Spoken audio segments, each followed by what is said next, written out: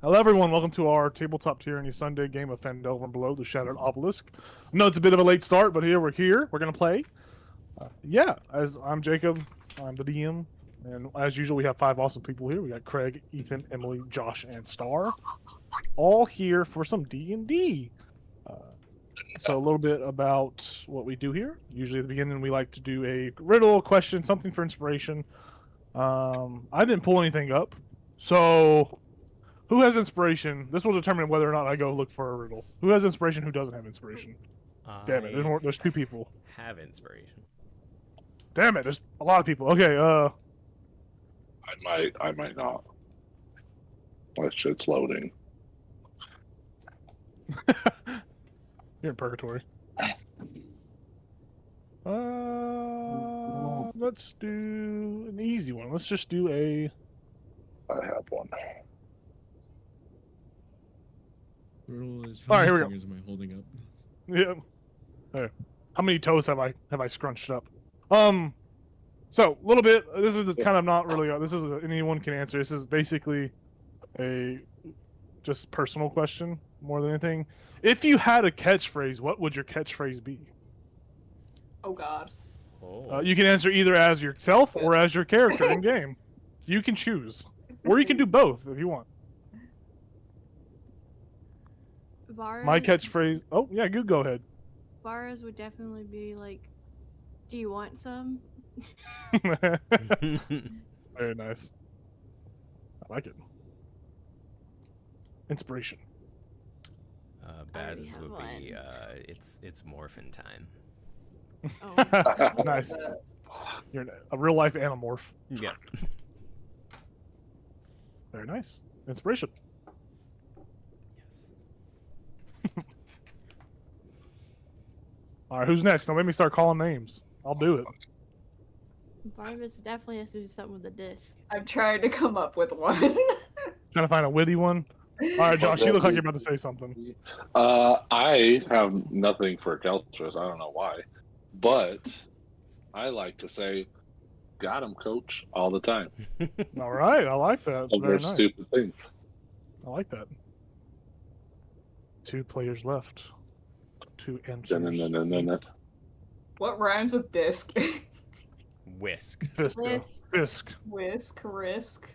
Lisp. Risk is a Whisk. good one. Yeah. Come get this Dog. big disc energy. Dosk. Risk it for the disket. I actually really like that. Can I just take that? Yeah, that's fine. But if you kill it every time you cast floating dish, you have to say that. What That has was to be it again? I've that's already your forgotten. verbal component. Risk it for the disket. Okay, fine, deal. That's your verbal component. I'll write it down in my notes. Oh my goodness. All right, very nice. Inspiration. Ethan, last but not least, what you want? What's your I think phrase? Vivian's would be let me play a little tune. Let me play a little Grab tune. his Very guitar. nice. Very fitting. I like it. Awesome, guys. Yeah, everyone has a point of inspiration. Woo. So a little bit of a recap for us. I'll just read through it just so we can get this thing on the way. So last session, session 30, which is crazy to believe we're on session 30, and we're more than halfway through this book. It's crazy. Our party continued towards Zorzula's Rest. Bublin, the goblin that you guys had brought along, who has taken part in eating and feasting upon the flesh of one Pumbaa P pig, informed the party of ulterior entrances besides the main gate into Zorzula's Rest. You guys all navigated your way through a tunnel dug out by a large badger, and all found yourselves inside of a nice bedroom suite. In this suite, there appeared to be a lot of hidden loot. You guys solved a very simple puzzle. I'm glad you didn't overthink it, because it was 1 2 3 4 was the password, and it was very, very simple. And in doing so, they found a nice small stash of wealth. Rivian finding some secret loot beneath the bed frame. Some of these magic items that you guys have acquired has not been identified. The only one that I think you have successfully identified was the potion of greater healing. I think everything else is not has not been kind of identified or revealed yet. Yeah. You guys also in this suite found a jar that seemed to be talking. which, thanks to Barnabas's ability, was able to identify some sort of necromancy aura, and there seemed to be some sort of soul trapped or something trapped inside of this little jar. And you guys decided not to open it or release it in this small, confined area. You guys Damn, that then would've been nice, continue to make your way further into this old Dorgar outpost, where you guys find a large mess hall. And after some shit negotiating with the large goblin forces and a kind of a word-bound contract to employ them by Vara, all the goblins here seem to have been paid 1 gold and are in a very good mood at the thought of joining Vara as potential eaters of animal dookie. After that, you guys descended down deeper into this outpost to go and handle business with XXXII. You guys find 3 paths ahead of you, to which you take the northmost, having learned that the middlemost has some mutated trash monster which you guys have fought in a well in Phandelver, and the south seemed to have some sort of enemy threat that killed the little spider, the little familiar, and you don't really know what's down there, but you do know there is a threat. There is also an enticing, some magical item inside of that trash monster that you can see glowing, but you don't know what it is yet. But you guys do go to the north tunnel and find a bunch of broken carts and some dead skeletons that are in fact dead. We did find that out. You guys did investigate them enough to find that they were dead for sure. And you learned that you can repair the mine carts by expending a single level spell slot, a spell slot of first level or higher. The higher the spell doesn't really do anything extra, but you can expend that kind of magic to repair the carts, to use the carts on the mine track within this outpost.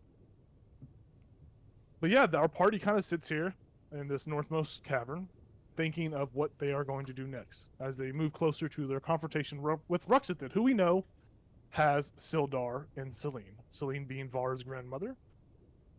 XXXII has sent threats, and you guys also learned that the goblins, which they pretty much forthcoming told you that you're walking into a trap and that XXXII is sees through their eyes, so he knows that you guys are coming. And you guys know that regardless as you are making your way closer and closer to him. But I'm going to turn on the D&D map. You should see your little bit of area that you guys are in. Just to reset the mood, you guys are in this sulfuric lava-filled outpost. The walls are flowing with this beautiful blue lava that illuminates the room. Everything is just casting an eerie blue light. The room you currently are in, there is that rickety set of tracks that runs the length of the chamber.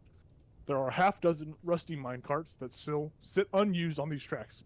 Some of their wheels are bent and some have various cobwebs that just blanket the trolleys. The ground itself is littered with ancient refuse, and open crates filled with dust-covered tools line the cavern walls. Propped against the 3 crates are those 3 skeletons, their skulls shattered and caved in.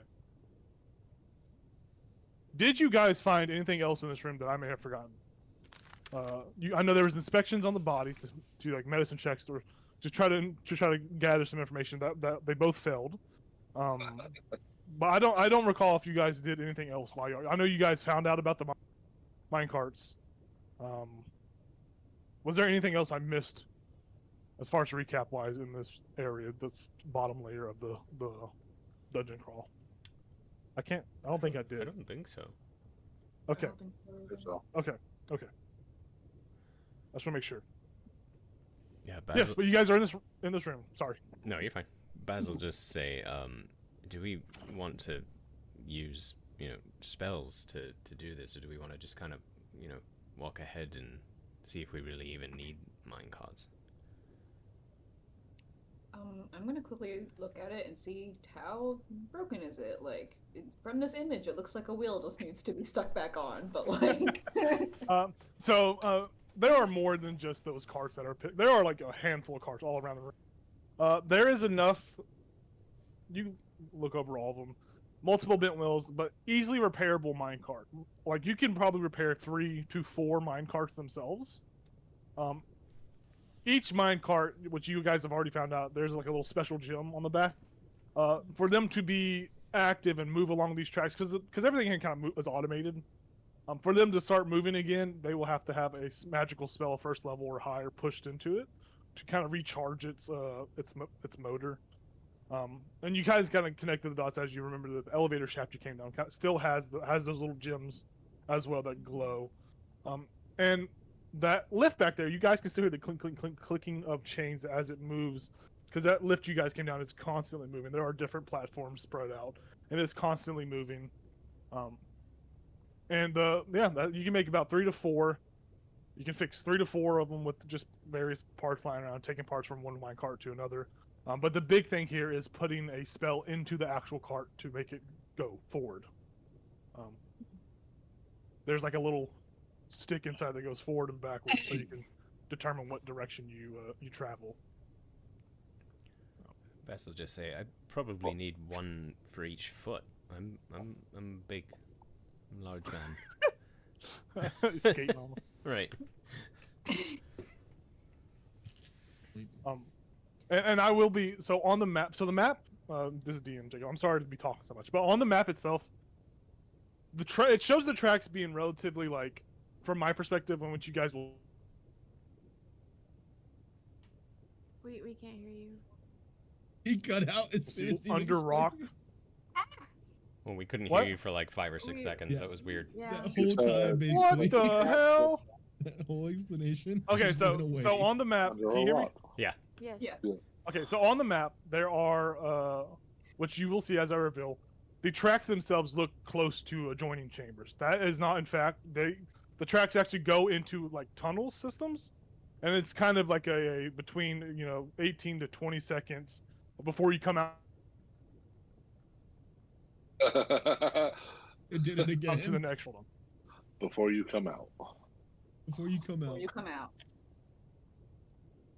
No coming out, anybody. No coming out. I think it Hello? might be an internet thing Hello? because I hear like a Hello? little bit of like that Matrix sound before you cut out. Really? Yeah. Oh, Like the internet's messing with your sound for some reason. that's bullshit. Yeah. I'm gonna keep talking. If it happens again, I don't know. Sign Okay, language. We'll just go with it. We'll go with it. Yeah. Yeah, just nod your head and smile. If you guys get on the tracks, there is a 3 to 4 round difference between one chamber to the next. So if you're in battle and on the mine carts and you were trying to go between chambers on the mine cart, there is going to be like a 3 or 4 round kind of like buffer, if that makes sense. Am I still coming through? Yes. Okay. So I will make sure to let you know if you will be entering that kind of buffer zone. It's confusing. The map is really terrible made, but you're supposed to use your imaginations, I guess. I don't know, D&D, right? I'm gonna shut up. Let you guys do your thing. I think riding the minecart sounds kind of fun. I mean, it does. See how many people. We just have to use spells, right? Yeah. And as I was saying a few minutes ago, I could use a spell slot, a first level spell slot, because mine are, in my opinion, super important. I do more, bow, close up. Yeah. If we don't have to use attack spells, Well, I mean, if always there's use my guitar. if there's 4 of them that we can fix, we can each use, other than Vara, we could each use one first level spell slot, right? Then we're not using a lot of spells. So, I think Baz will. Can I just use mending on all the carts to just kind of like fix them? Yeah. Without a doubt, easy enough. So, Baz will fix them up, and am I gonna be able to fit in one on my own? Yeah, so I was gonna say, Baz, you will take up the entirety of one I figured. mine cart. The rest can fit 2 people. Oh, okay. 2 medium creatures can fit in the other. Because when I'm gonna just put your fucking tokens next to each other, and we're just gonna drag them along. Yeah. Because there's no sticker. I've looked, and I'm sad there's no sticker. Oh, so we But- only need 3 cards then. Yes. Nice. Okay. All And right. like I said, they have a forward and a backwards. Yeah. As far as we'll get into if you guys are in battle, we'll get into the mechanics of how that will play into, how fast it changes directions, and all that. How many first level slots does everybody have open? 4. 4. That's all my. 4. Okay, so we It's- all it's have plenty. 4. Except for Star. Right. I think Keltrus yeah. is still concentrating on a spell. I did have Pass Without a Trace up. Yes. I don't know. I don't know how long it's been. So I will say you're halfway through, so it's been about. We'll say it's been 30 minutes since all the shenanigans upstairs happened and you guys came down here. So I think it lasts for an hour, if I'm correct. I think it does. Yeah. Yeah. So we'll say it's been like 30 minutes because you guys didn't have a battle. You were able to talk your way out of that, pay people off. You solved the puzzle on the first try, so that didn't take up too much time. Okay. All right. If Keltrus wants to use one, I'll use one. Although, wait, who's? Yeah, I'll use one. Yeah, I'll use one too. Okay. So we will Yep. power 3 of the minecarts. Very nice. Yeah, boom, boom, boom. You guys do it. You got all of them all 3 powered up. You do see on the map there is a bit of a intersection right there. There is an actual switch to change the track's directions. The only tracks that you guys have really seen so far would have been the ones that Rosie saw when she went into that bottom cave. Those are only visible tracks she saw in there, but she died before you guys could go down there. So you figure that maybe if you go to the south direction, it might take you down towards that south room. But the track that kind of goes, that's going the topmost track, you don't know where that heads. You don't know what room it goes to or where. And the tunnel itself that you're gonna go under is gonna be pitch black. So Yeah, if we know that, then I think Baz will just say, let's go ahead instead of backtracking. Mhm. I mean, we already decided we didn't want to go in that room anyway, so. That's dark vision though, right? Because I yes, gave. yes, he says dark vision. I'm just saying it doesn't have that blue glow that these other rooms Yeah. have. Okay. It's just dark in there. Okay. So, you guys are going to keep the tracks in a 4 position and go through that this tunnel right here, like this area right here. I think so, yeah. Okay, so here's what's gonna happen. I'm going to I'm not gonna reveal the areas. I'm just gonna describe with them because you guys are gonna be kind of passing through really quickly. So you'll kind of get. I'm just gonna read the dialogue box. I'm not gonna erase the map because it's gonna take too long for me to uncover, then recover, and uncover and recover. So Everything. you go on those tracks. Is there a certain order you guys go in, or are you just like what's the order you guys are gonna go through? I'll take the lead. I'll go first Oh, Oh, sorry. with. No. I'll take the lead. I have, Okay. a ton of HP and a high AC, so. I will get I'll take the- cart. I'll go. sit in front of Barnabas. There you go. You got a shield. There we go. So me and Rivian in the back. Sorry, you were trying to talk earlier though. Which one did you want? Did you want the middle? Oh, I was gonna say front, Oh, okay. but either way, We'll take the back. We'll take yeah. the Yeah. Okay, so I'm just gonna leave your guys' tokens there. I'm gonna describe what you guys see. So this is gonna be very much a list. Close your eyes and listen kind of scenario. Okay. So you guys each get into your carts and you push it forward. You hear the slow clicking, clink, clink, clink, clink, clink, as you guys begin to ride this very functional roller coaster in the grand scheme of things, right? You guys disappear out of the blue light. You are shrouded in darkness. The dark vision, you guys see hues of gray colors here and there. And you feel 1,000, 1,000. You count about 18 seconds, about 3 rounds of combat as you are submerged in this tunnel, this darkness. As you come out into a large chamber, you see a very yellowish warm glow in the centermost part of this room. This room is massive. There are stacks of crates that fill this whole chamber. Some are half covered by dusty tarps. There's some ore kind of scattered about within these crates. You see that some crates are nailed shut, but as you are coming through this area, you see that where the light is coming from is a massive excavator drill.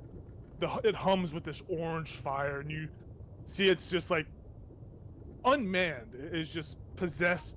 and it's going about and it's drilling. You see as your cart clicks around and comes around, it senses you somehow. It has no eyes, but it somehow senses you as it turns, and you hear try to drill, and you just hear the steam of its hellish soul energy. I don't fucking know. Screech towards you.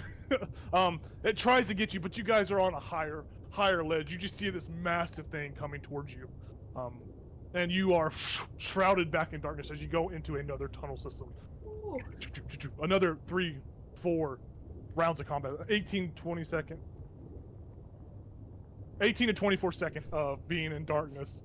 How to do the math. And I'm gonna show you guys the picture of what these things look like, so you can see. So let's do that right now. I will show you a picture of what this big old train looks like. I will Big old. this large ghostly excavator is pretty fucking gnarly. It looks like that. This like fucking awesome, possessed, fucking fiendish auger. That's what charges out at you. This beautiful, like, cool, ghostly drill. It's like a Pokemon, but more fantasy. That's what charges in y'all's direction. You guys go back in, and you guys, like I said, 18, 24 seconds. You reemerge. This time, you are blinded by blue light. You look to the south of this room, so to your left as you come through this tunnel, and there is just blue lava that just takes up the entirety of this room. It is so hot in here. You feel sweat instantly start perspiring from your body. You see far off in the center of this lava lake is a black pyramid structure. You see a single stone walkway that is surrounded by this bubbling lava that leads directly to it. There is a green magical glow humming off of this blackened pyramid. It looks somewhere where a pretty cool boss might or might not be. As you guys click along this room, you hear noises below, but you're traveling so fast you can't see what's below the tracks. But you do see there are like 3 tiers in this room, and you are on the middle tier on the tracks. You see above there's a ledge, and you see what looks to be a ledge below before that stone walkway. But you hear something moving down there. You just cannot see it as you fly through this room. You come to another tunnel, you enter, and another 24 seconds go by. You find yourself in a room Barnabas recognizes instantly. There are these beautiful purple gemstones. You know that you are in that room where Rosie died.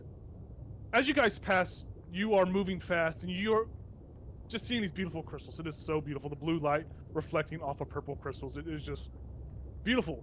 But as you go through, you don't see anything that looks hostile. You can't pick up anything as you fly through. You come to a part that begins to click, click, click, click. You find yourself ascending. It feels like you are ascending back up to where that lift from above dropped you. You go back up to the first level of this structure. You are up here, and as you are clicking along, you see up ahead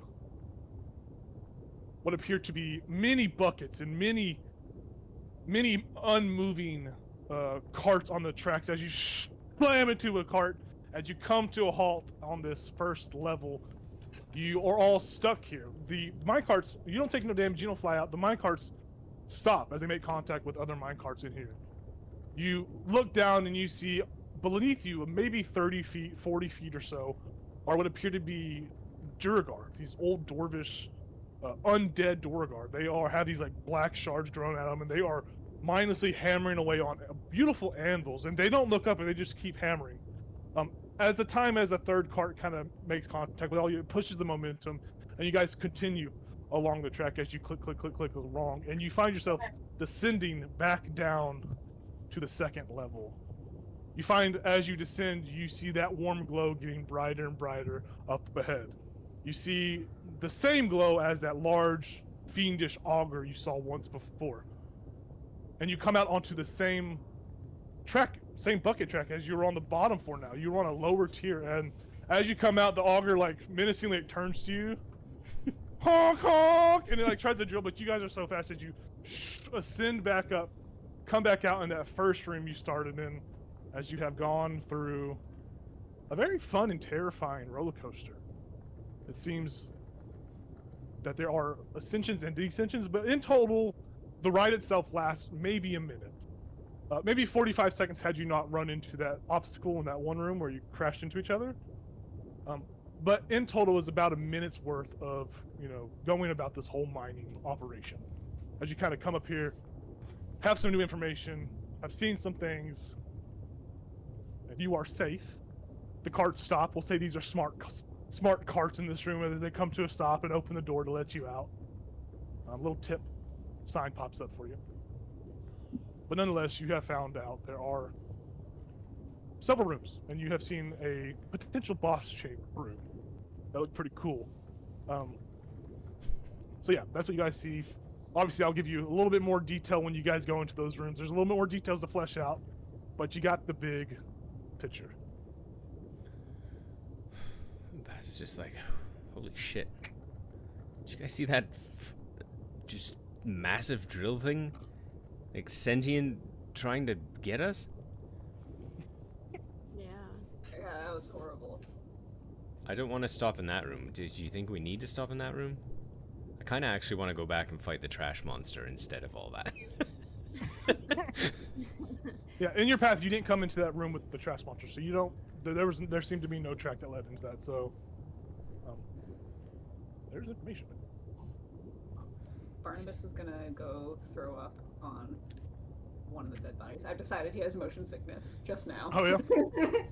Yeah, you go over to one of these undead skeletons and you just yak. You just vomit. And as you're vomiting, as you're leaning over, you look up and you see something. I knew it. I need you to roll D8 for me and then D100. As your vomit has dislodged some sort of item from one of these skeletons. I thought the vomit was going to bring him back to life. That's exactly what you needed for these skeletons to be resurrected. They are now your companions. Resurrected dead skeletons with throw up on them. Alright, we got a 4 and a 79. Yeah, you throw up. And you see amongst the remnants of your lunch and the skeletal remains, there seemed to be a staff behind one of these little guys. This staff it's quite beautiful. You don't recognize it off the top, but it does look like a magical staff of some sort, obviously, right? It is just elegant. Let me look at the picture before I describe it. It is a very elegant, ugly as fuck, actually. What the fuck? Okay, it's a staff, and it's kind of like a totem pole staff. There's like different like little totem scriptures built into it. Let me see if I can just screen share the. Oh, what the fuck is this thing? Ugh. Like, This is what you find behind the skeletons. This is what you find. Whoa. What the Very. hell is that? It's fucking weird, but the image does not do justice to what the magic item is. I can tell you that right now. What the fuck? What the fuck is that? And that's what you Should see. we all throw up on a zombie? I don't need to puke though. Barney grabs it for to stabilize himself.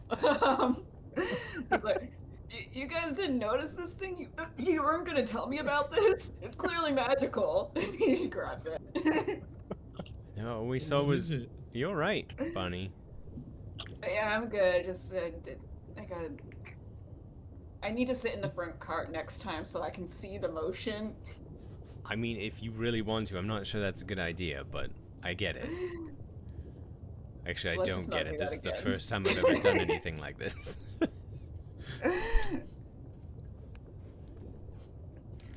Cool.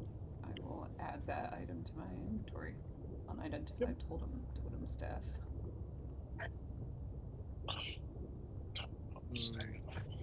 Okay. That's All- crazy.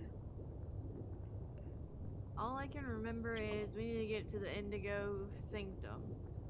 That was Yeah, probably I'm that. assuming it's that place Yeah, with the blue lava. yeah, yeah. It looked like that map that, I think Keltris. Yeah. Yeah. This thing. What did it look like from the outside, Jacob? Didn't you say a big pyramid or something?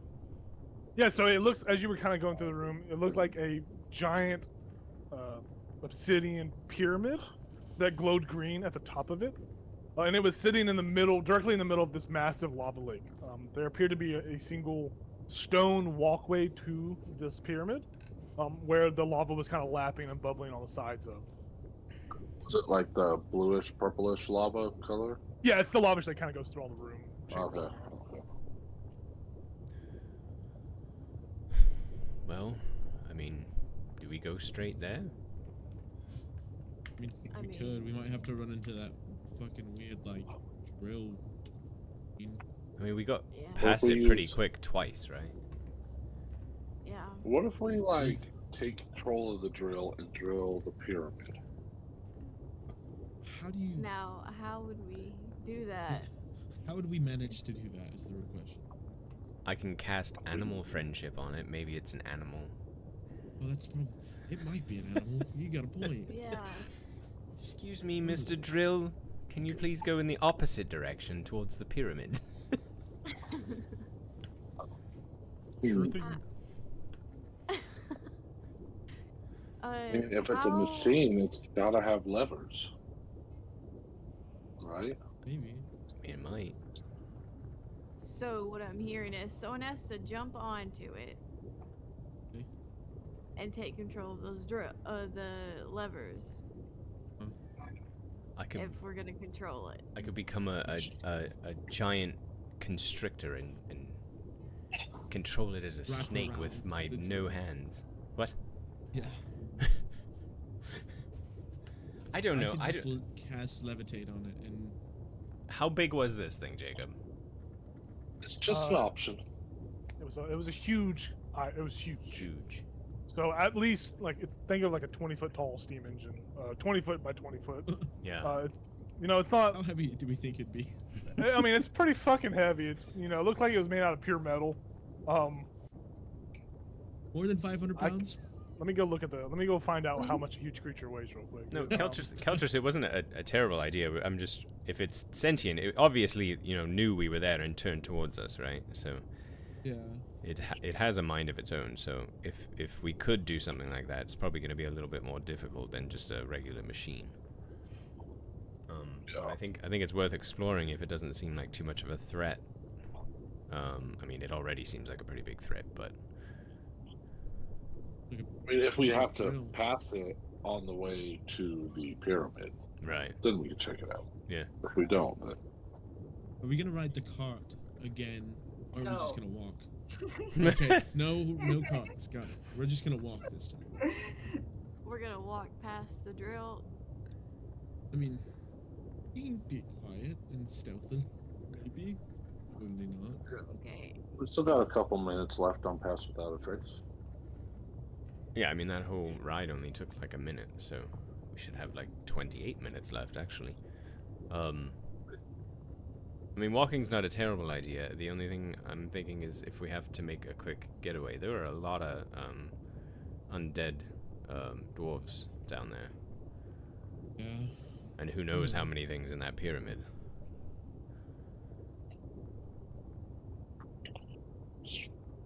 But I do think we need to be sneaky about this for sure. And we're going to be more sneaky on foot, so... Yeah. The question is, are we following the cart tracks back? Yeah, the Or is track there a different back. path? Okay. I mean, there probably is a different path. But I mean, Is there if a we could just different walk path? past. to you? Jacob, have we seen look any of around. those other carts that we bumped into, like, They fly came by with us? They came with you. They're all in this room now, so you guys Okay, kind of cleared. Yeah. gotcha. Yeah, your momentum from y'all's cards carried them into this room with you. They are unpowered, obviously, but they have all been spilled out into this room. Yeah, I just wasn't sure if there were, like, other carts that were constantly going around on this track or not. No, okay. No. Yeah, so I think we'd be alright on the tracks. We don't have to worry about, at least any of the carts moving unless something jumps into them, but... Basically, we're just try and make our way through. I mean, that's basically a straight shot there. Looked like there was another path, but straight shot. I mean, let's go. Yeah, let's The go. longer we wait, the less stealthy, less time we have to be stealthy, so... It doesn't give me a. I can't find anything about weight. I've been looking this whole time, but it looks heavier than 500 pounds. All right, that's fine. I'm I- pretty sure we're Let's just go. gonna try Let's and go walk like past it. So over a ton. Yeah, let's It's just gonna think be it over weighs a ton. literally what a train would weigh. Can Barney cast Identify while we're walking, or is that something you have to sit still for? Like, I think usually ritual ritually, spells anyway. are like, yeah, ritual spells are kind of like you have to sit down and stay Okay. focused. It's only 10 minutes though. 10 Yeah. minutes plus 1 minute, right, for the normal casting Yeah. time. And we have Yeah. 3 things now that are unidentified? You guys have Let me go 1, 2, 3, 4 things that have not been identified. What? 4 things. Yes. Really? 5 things that have not been identified. Oh, Five. Yeah, shit. I have a mysterious purple potion, a mysterious jar, mysterious blue potion, and then monster eye metal buttons that we don't know what they do. And now the There's staff. also a scroll. No, Another there's also a staff. scroll. There's a scroll that was not identified. Hmm. So you guys identified the jar. Yeah, with that's right. the spirit in it or whatever. Oh yeah, I just have it as a mysterious jar because Yeah, yeah, yeah. Barnabas. is So saying there was that. the blue potion, the little eye monster button things, a purple potion, the scroll, and the staff that you got just now. Oh yeah. The written in blood scroll. Oh, Yes, that that one. Yeah. Yeah. Almost an hour Cool. worth of. I think I said this last time in the room when we first found those other things, but you know these things could be valuable, useful on this Mhm. little adventure we're on. So I don't know if I mean it would waste the rest of Keltrus's spell, but they might come in handy once we go up against the gem head. What is his name? Ruxathid? Ruxathid. Yeah. I think we can kill him. You think what, There's Ruby? I think we can kill him without ease. You think so? Yeah. All right. I like your Yeah. enthusiasm and your confidence. I guess you're supposed to be confident, though, right? Yeah. It's kind of your whole thing. Yeah, that is kind of my whole thing. I mean, I'm not really worried, but I mean, I am. worst that can happen, one of us dies. Oh no! Like, Worst that can happen Every is time I Lori, turn every into time a... Lori, The word death Every- is sad. You just think of it. every time Rivian gets confident, his neck grows an inch longer.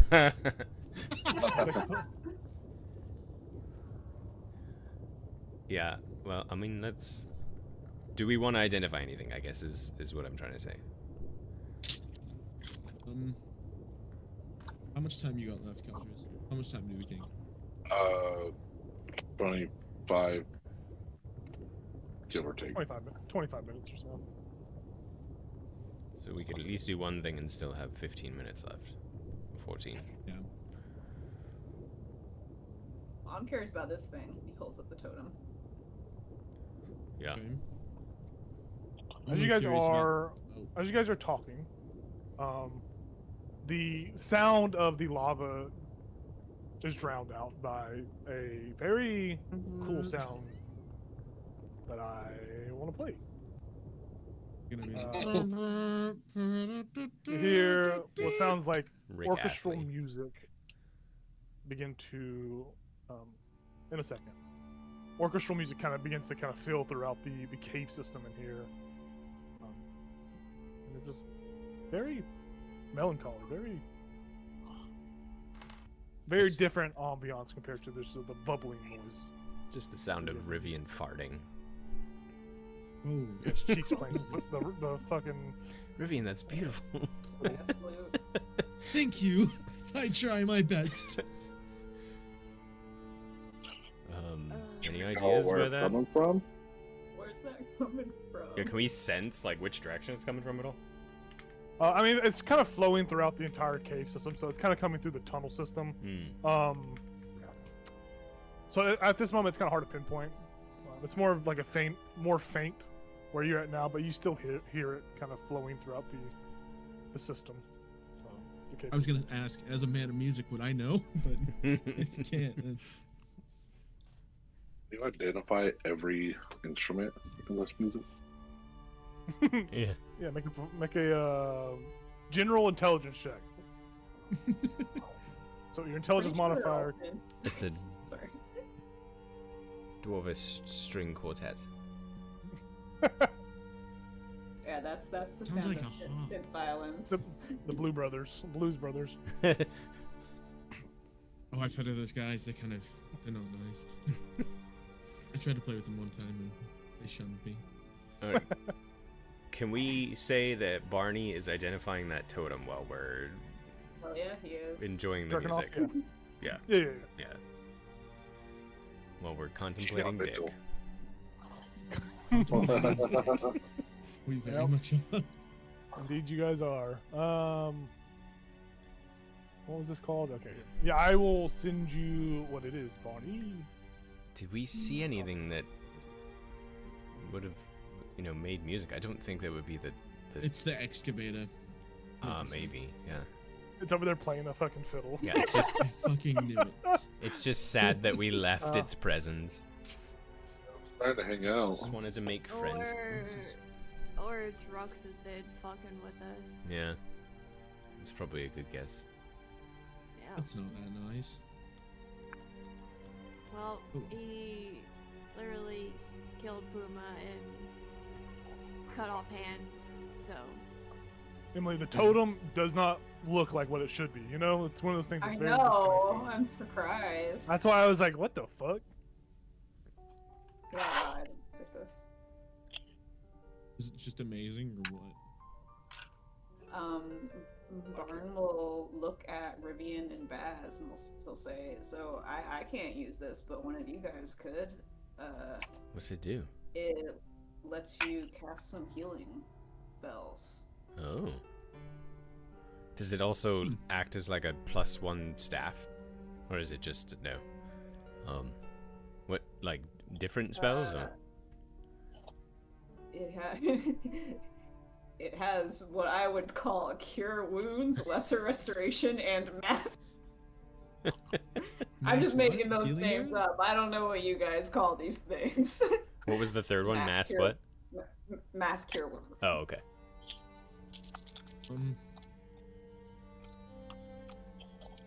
Yeah, I mean that. How many? What? That's great. So which of you wants it? I think you give it to Baz. Yeah, I mean I use a I already a have staff. my guitar. I already used my guitar that heals. Mm. So second healing item is always nice. It does have an Yeah. attunement feature as well. Oh yeah, then Ooh, I yeah, can't. I can't attend to it. I can't do that unless I get rid of something. So. I'll Um, post it in the chat if you want to. If it seems Just good hold it. enough for that. yeah, let's Just put hold it on to put it in the bag for now, because it sounds like Rivian and I both can't use it right now. Alright. Just put it in the bag. Shove it in the bag. Yeah. I put one staff of healing into the bag hole. Staff of healing. Well, let's go Ooh. towards Wow. the excavator, and let's go quietly. As quiet as I can, idea. squeezing through these. I got you. Actually, I'll put my hand on Baz and I'll cast invisible. You cast Oh, what? guess what? You cut out. Invisibility. Oh. Are you guys in your mine carts, or are you gonna like trying to walk the track? We were gonna walk it. Walking? Can we- Okay. Can we Yeah. control the speed of the mine carts? Like, is there any way to control it? So it just there's more so it's just like a forward and backwards, but I mean however far forward you push it depends on how fast it goes. So like if you push it all the way, it's gonna go full throttle. If you pull it back a little bit, it's gonna go a little bit slower. If you're in like an idle neutral position, it's just gonna stop. If that makes sense. I say we just walk it. I do think we can all This might be a agree little that louder. XXXII, we're not gonna be sneaking up on him, right? We're basically just trying Mainly to just sneaking past. past everything else. Yeah. Yeah. Uh-huh. Okay. Yeah. Let's walk. So you guys begin to traverse this track. You are going which way? Are you going the Towards pyramid, the first right? way you guys the first Yeah. way the first way Yeah, you the guys first went? way. Okay. Perfect. So you begin walking these tracks. And walking the tracks takes you a little bit more time, of course. I would say maybe just to navigate, past checks that would not be made to kind of navigate tricky spots. You guys take a good solid 5 minutes to go from this room to another room. That is just you taking the time to not slip up and fall, because there are various places where you could slip and fall and like Goofy fall into the Grand Canyon or whatever Looney Tunes reference. But you guys are able to make it from that room you're in to that other room where you saw that engine of sorts. Like before, as you guys kind of all emerge from your tracks, I will reveal the room to you. This time so you can have a visual. So it is a massive chamber. Very massive chamber. You see the secondary tracks that you had gone towards. These tracks kind of come right here. Actually, I'm not going to reveal all that because that's just, we'll just say it cuts off right there. Yeah, so you guys make your way into this massive room. You see that you are, like I said, about 30 to 40 feet, 50 feet up into the air. You are well above, but this steam engine still seems to notice you, as if it has some sort of blind side as you guys walk into this area. So it turns you, but it cannot reach you. It's just like sitting underneath you, just like steam just exiting from it.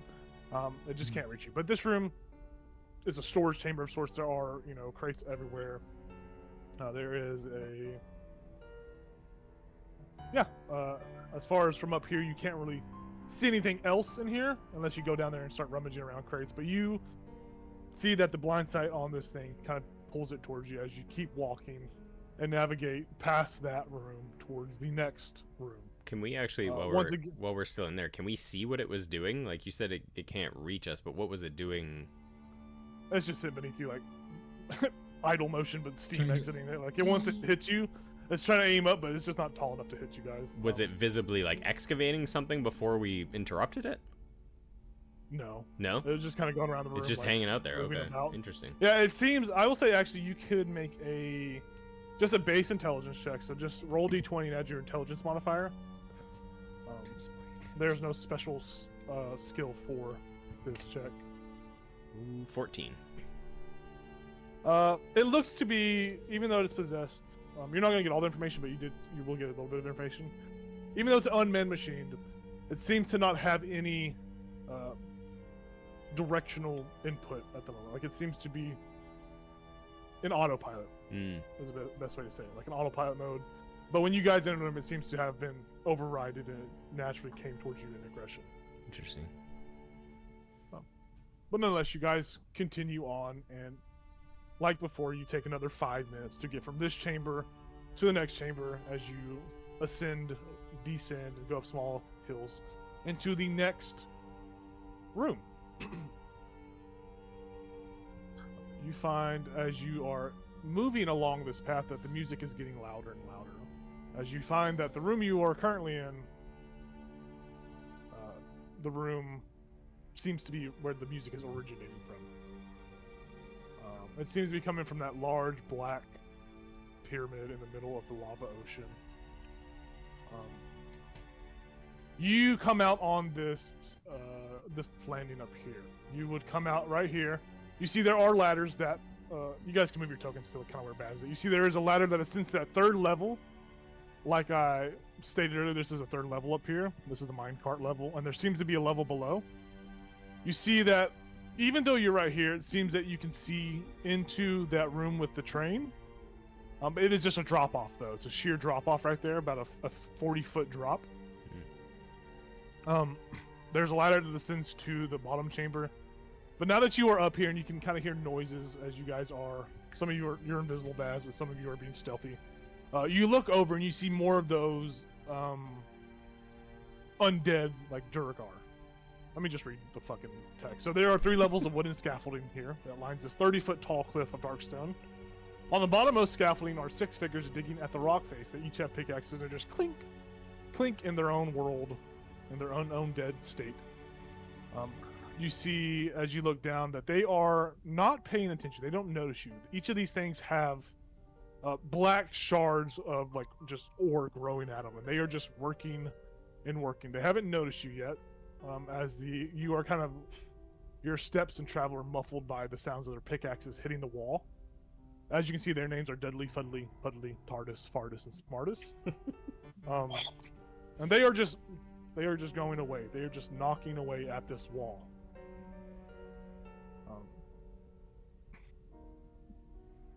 You obviously see that stone pathway that these undead creatures seem to be blocking. And you see the thick heat of the churning lava below. It washes over the stone bridge at different intervals. You see it cover some of the bridge and then submerges and the bridge reemerges. So it seems there's some sort of timed aspect to cross this bridge. Mm. The obsidian pyramid at the far end, its face is bare relief carvings of ancient dwarven feastings, celebratory, imagery and tending to injured. There's a various Durgar dwarvish imagery built onto or sketched into the pyramid itself. The vertices of this pyramid are carved with intricate geometric patterns that are inlaid with silver, and each of these patterns glow green. They have the same hum of that green energy, and it seems they are actively a component in this glow. Somehow, someway, they are feeding into this energy. You see there is a recessed double door at the pyramid entrance. The doors themselves are adorned with runes and circular channels that glow with more of that faint green energy. It seems there may be a certain way to get in. You guys don't know from this far, but you also notice that there is a bit of a time, about a 30-second window before the lava submerges and rises and falls. Bit of a time challenge, one would say. Okay. But you guys all notice this as you kind of come up and see this. These undead have not noticed you yet. They are working away. This is where we're going. I think so. Yep. Basil just say something tells me these Durgar are not going to let us by as easily as the goblins did. Other ones. Yeah. So I don't know if we want to waste time fighting. Is there any way to get past them without them knowing? mean, I could fly and carry probably Keltris, but that only gets me and him across. I think, if we do it swift enough, there's only 3 of them that we need to get past. Right. And we can just shove them into the lava. What if we threw something to that far ladder over there and distract him? Yeah, we could do We that. just have to time it really well.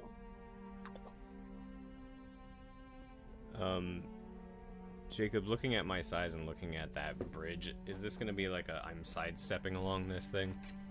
Yeah, Okay. it's very, very much gonna be awkward for you to move. It's gonna be difficult terrain to move through it. But the top layer and the bottom layer are all 10 feet. So you go 10 feet up to the third landing, and then you go 10 feet down to the bottom landing. If that makes sense to you, if you don't want to kind of think about damage taken and falling and all that. Yeah.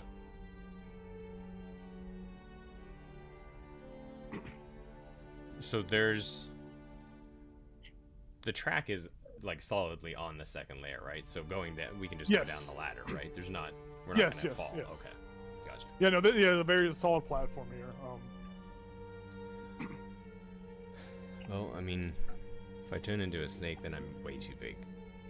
I will definitely touch lava, so that's not gonna help us here. But I do like the idea of just throwing something at the other end to get all their attention to that end. I have a bunch of daggers. I could try that. Well, I wonder if we could just cast like a cantrip, like a starry wisp or something. Oh, I have elemental, elementalism, whatever that's called. What's that do again? I don't know. I can create. I elements within a certain range, and so like I could do fire, water. I could gulp dirt. I Do you- could create a strong breeze. Do you only have a few of those, like, per day? How does that work? No, this one's at will. So I can do this whenever. It's a cantrip. Oh. Gotcha. Yeah, I don't know mean, if, like, that started a fire somewhere. yeah, whatever we think will get their attention to the other end. I we just- have a shield that I can cast the Gust of Wind spell from. Ooh. Oh my gosh, So- you could cast that. Hopefully they blow back. I could cast web And catch them. and hopefully catch them. Yeah. Hopefully catch them. Yeah, because this is a 60-foot long, 10-foot wide blast. And they gotta make a strength save throw or be pushed 15 feet away. You could just push them into the lava. I was about to say, why don't we just push them into the lava if you have that?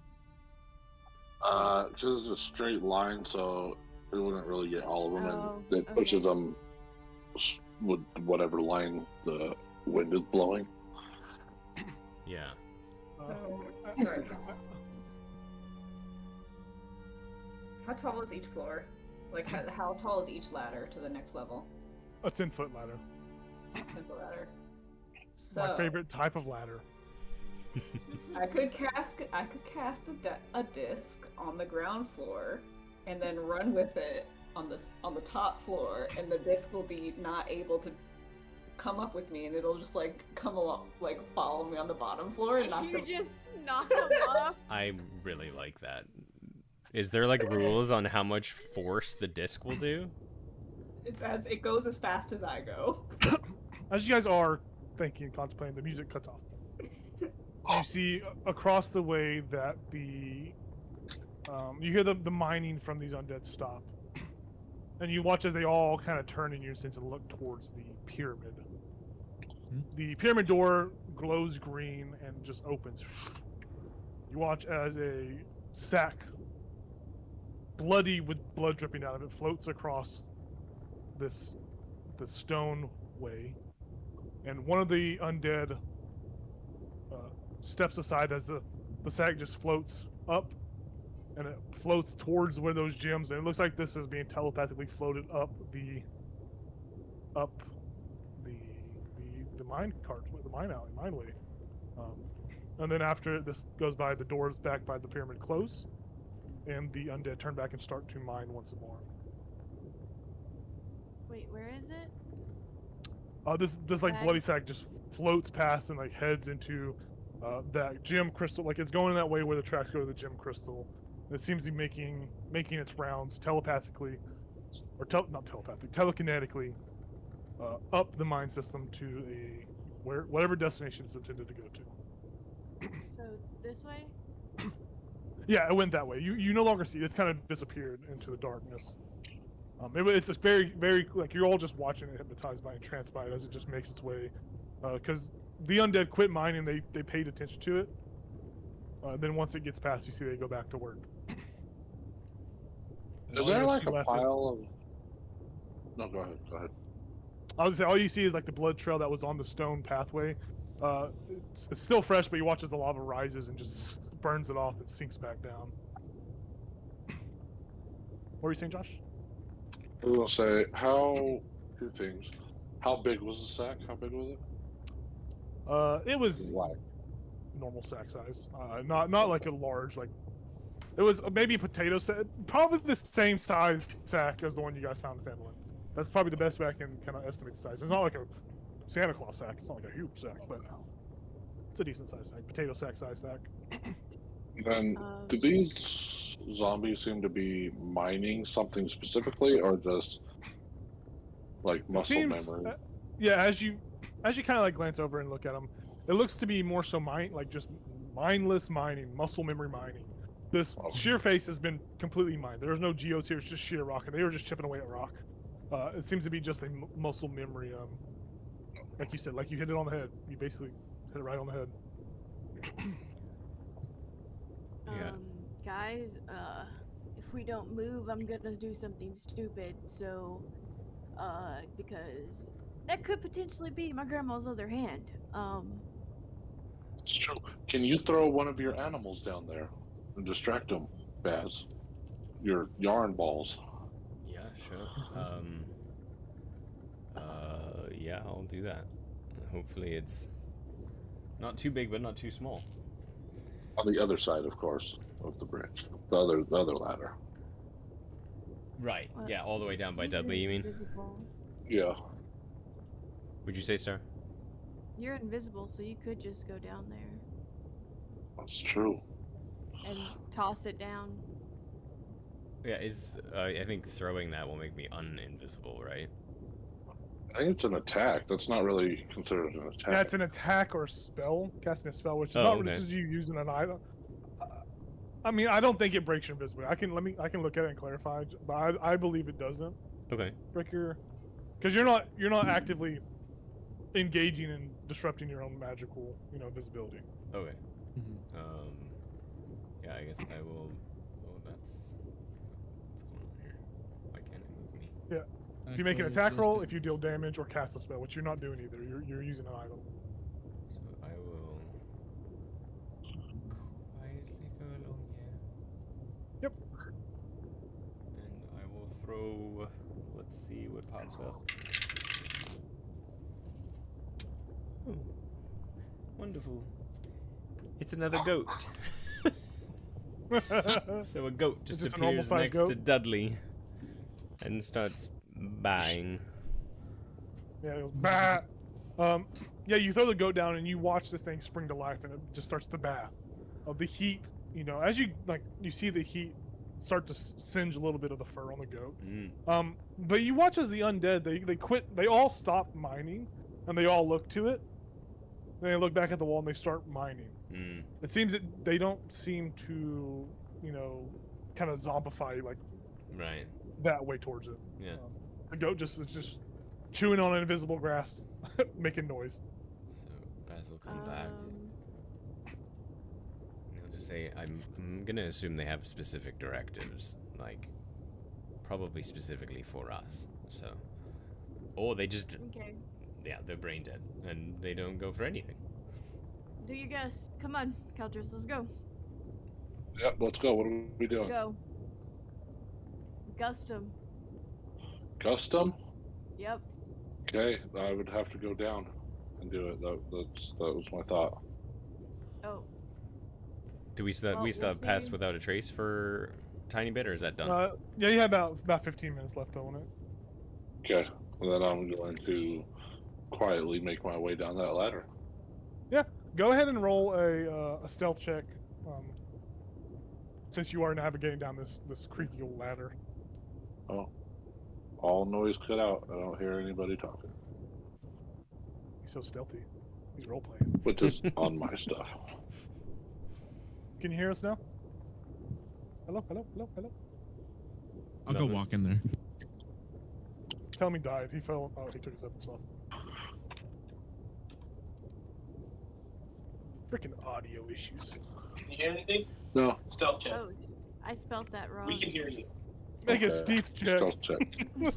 I Natural spelled that 20? wrong. For stealth check, Yeah. which is Yeah. something. I don't know what I got. Stealth 9, so 29. I think everyone's back. I hear noise. Something. Okay, you're good. Yep. Okay, cool. Yeah, you easily slide down this ladder like you are in Dark Souls, and you slide down.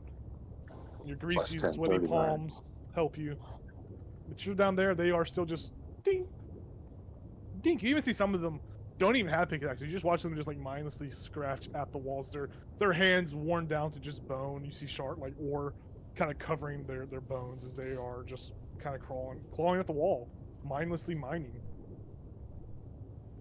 Alright, then I'm gonna do it right now. I'm just gonna shoot him. Boom. Shield. Win. That.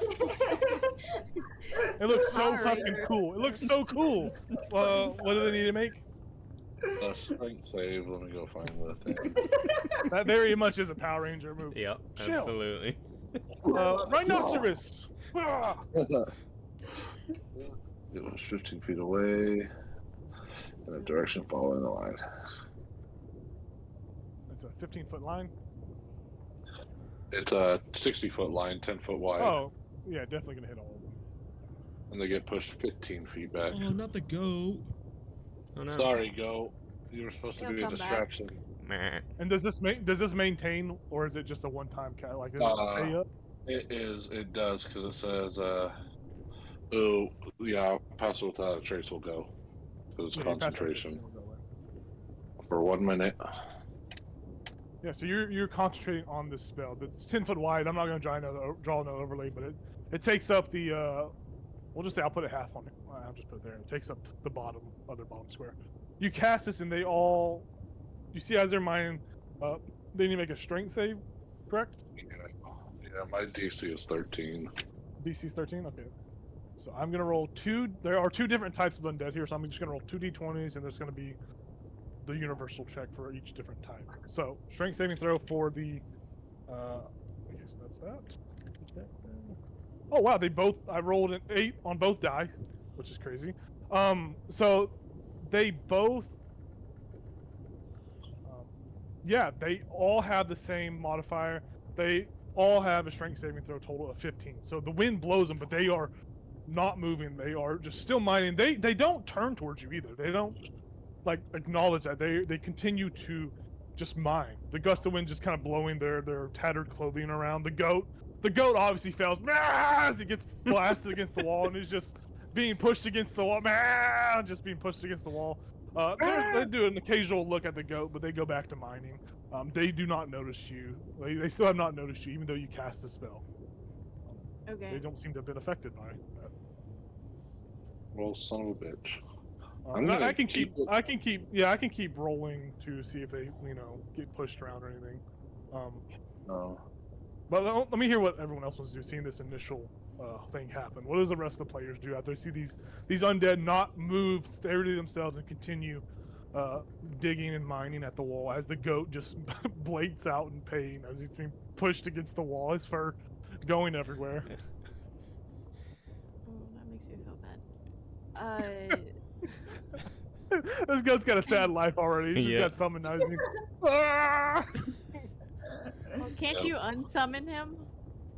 Sorry, Oh, Billy. I don't think I can actually. Oh no. I thought you can. Yeah, if you want to unsummon him, we can say you can unsummon him. If you see this happening, if you feel bad for him. Yeah, it just says vanishes at the next dawn or when it's reduced to 0 hit points. I'll allow you to get rid of it if you want. I'll let you get rid of the brown bear. I think you had, right? Oh, maybe you I think did. I'll let you get. Yeah, Or there was something you summoned here, and I think I'll let you get rid of it. yeah. I'll unsummon it. Yeah, we'll say he hits the wall and poofs into mist. Well, fuck. I think it's if we step on the path. Like the path to the pyramid. So I say, fuck it, and let's just go. Let's go. So as Kelcher continues maintaining concentration, this time one of them got the ones that are not hooded in the image, they succeed with a 12 exactly. But you watch as all the other ones that have these hoods are affected. They fail their strength saving throw, and you watch as they get pushed into one another, and you see they be kind of. So it pushes in this guy, and it goes the total distance it's going to move. So is it 5, 10, 15? So it brings this one down. This one's going to basically shift over here, and these are going to shift over here as well. They all fall down and collapse as they're pushed. All of them, falling over, they all slowly rise back up, and they go back about mining at the wall. So this gust of wind just keeps going? Yeah, it's a 1 minute. concentration spell for a. I can change the direction or obviously stop it. Okay. Yeah, I think if we're gonna go, we all need to be together though, because this is a 30-second thing, right? Yep. Oh. Yeah, and you guys, when he cast the gust of wind, that's when the lava submerged. So you got 30 seconds. So 2 rounds basically. This is the second round basically. So this will be the 12-second mark. So in 18 seconds, 3 rounds, the lava will rise once again, and all that fun stuff. So. Okay. Well, I can get Keltris, and I can fly him across. The third round of gust, they are resisting the gust. They are staying in their positions. They don't move back towards their original positions. They stay in their positions, go back to mining. Baz is gonna cast. Oh wait, shit. No, he's not. Got the spell? Nah. Oh wait, shit, no, he's It's not. a It's wild just- spell. Oh wait, shit! They Yeah. all shitting themselves.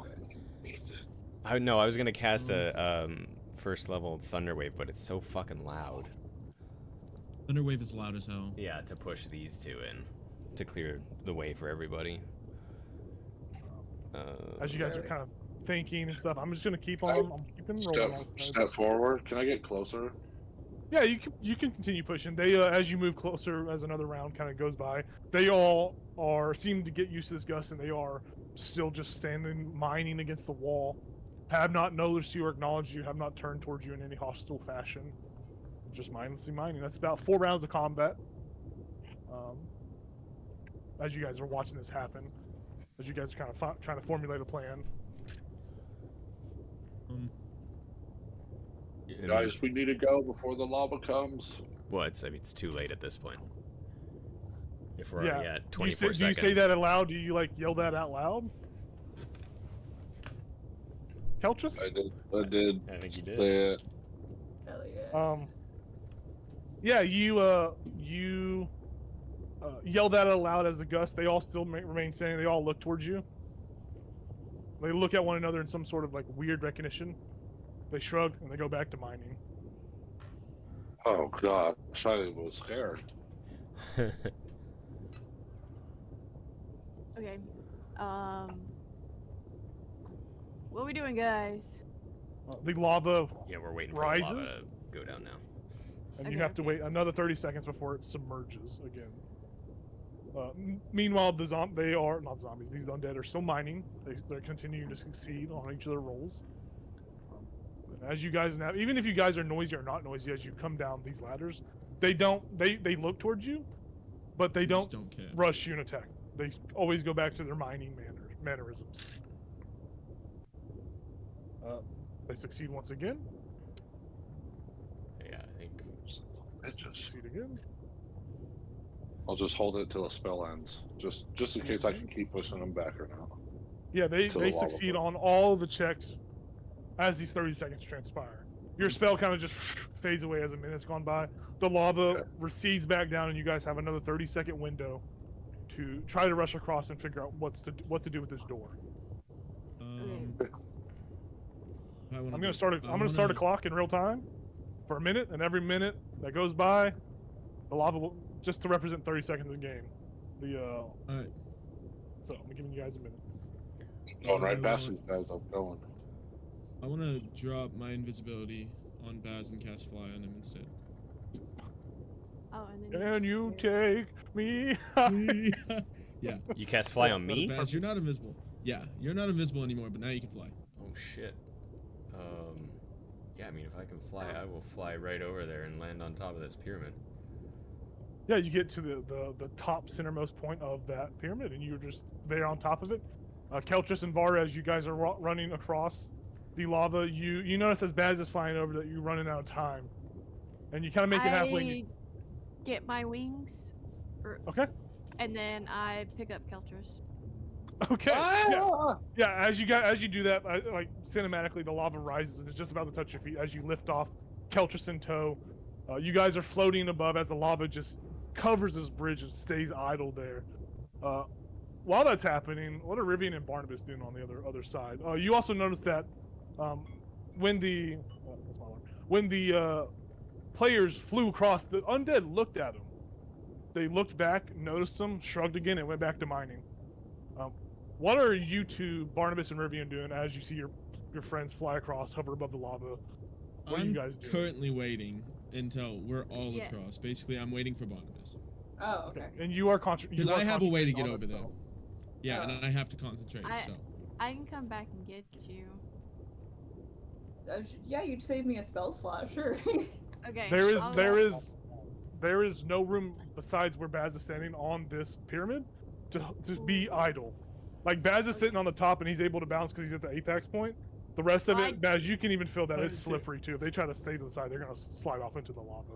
Well, I handed Keltress to Baz. Yeah. Yeah, Because I'm tiny, he's big. How tall is this pyramid? The pyramid itself is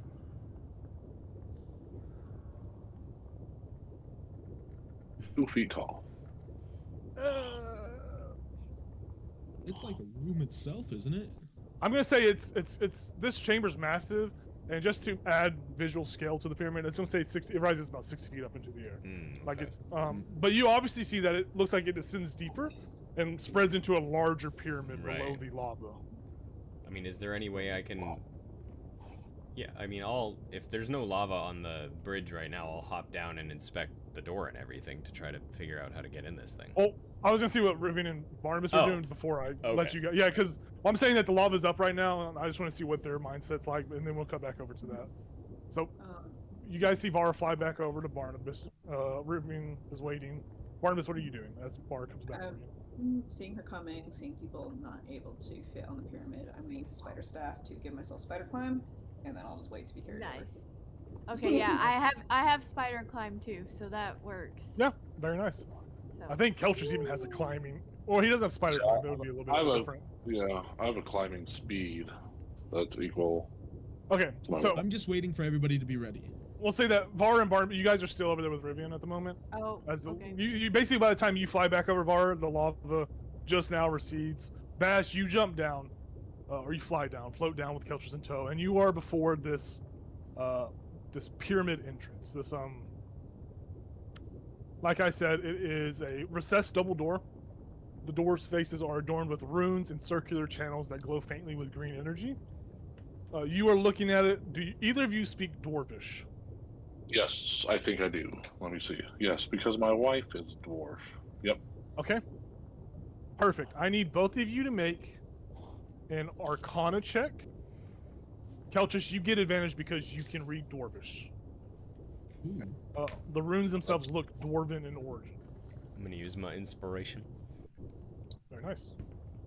Yeah. Isn't much better. Rivian, as you're over here, you hear Fardus.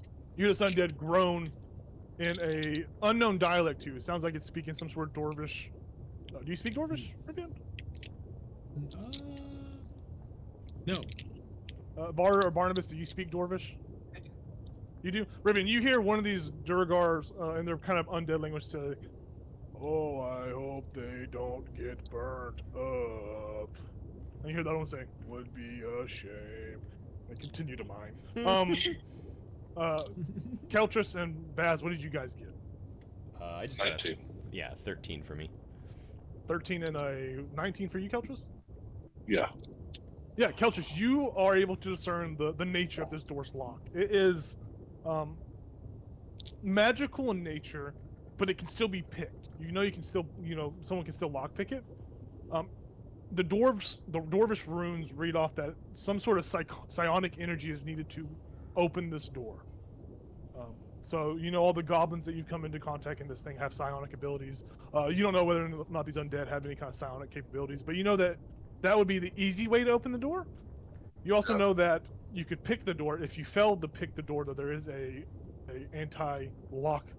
There's a trap basically that will shoot a pillar down the middle of the stone walkway to knock people into the lava. Oof. If the door isn't open successfully. The trap can be disarmed, but the DC I'm not going to tell you, but you do know that there's a trap, and the door can be picked or it can be solved with the psionic energy. I'll relay this to Baz. Yep. Since he's right about there. About that time as you relay that, as you're kind of looking over, the lava begins to rise again, and you guys take flight back up, perch back on that pyramid, and we'll say Baz and Keltress can talk for a little bit. We can have them in the scene, and then we'll cut back over to the other people on the ledges. So, do you possibly, because no offense, you may or may not turn into a mind player, right? But an octopus head. I don't know if we learned the names. Sure, it's fine. do you have any kind of psionic ability that you know of? Some that just popped up? Not that I know of, no. I mean, I do have, like, resistance to psychic, damage, but, I mean, I kind of want to just hold the shield up to it like a key card and see if that works. Like I'm in a hotel.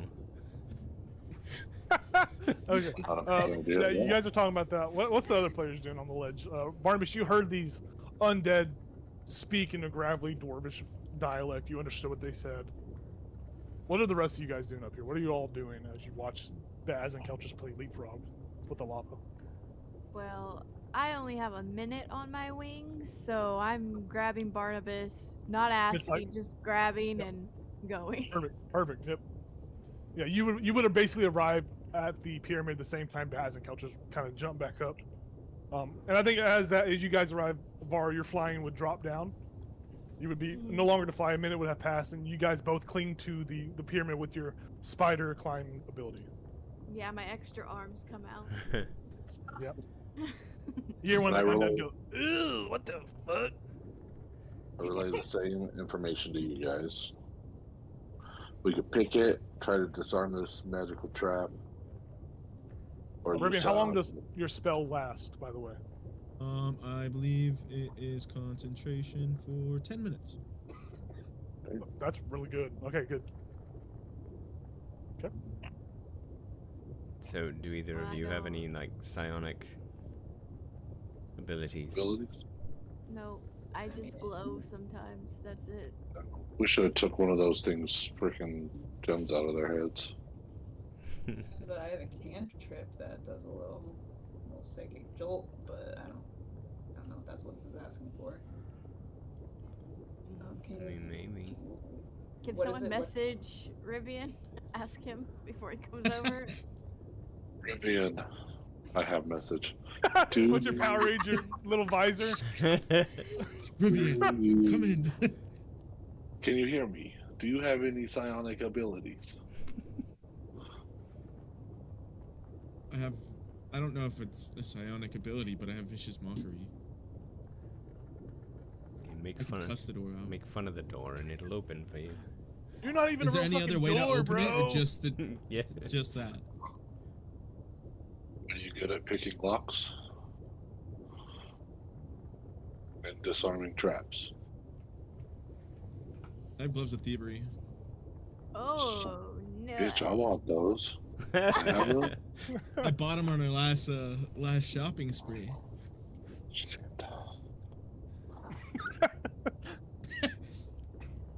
All right, what's the plan? I do have message, by the way, so I would have been messaging back with my Yeah, cantrip. I know. I think whenever the... What's the plan? That's just how you do it from now on. Just tell him I'm gonna try to use my shield as a key card to see if that works, and if it doesn't, then we'll try to use what Hey, spells we Mike. have. You just dink it a little bit, just dink. I'll slime on it. Beep. It's psionic slime. I forgot about the slime. It's Do I just get dripping. told this, It's or making is- it harder for you guys to cling to the pyramid because it's dripping all over the pyramid. Start sliding. Is Keltris relaying this message by chance, or is... Yeah, I'm just like in my zone. I just repeat everything everyone's saying. Just echoing. I'm Bubble, gonna drowned out in the message back bubbles.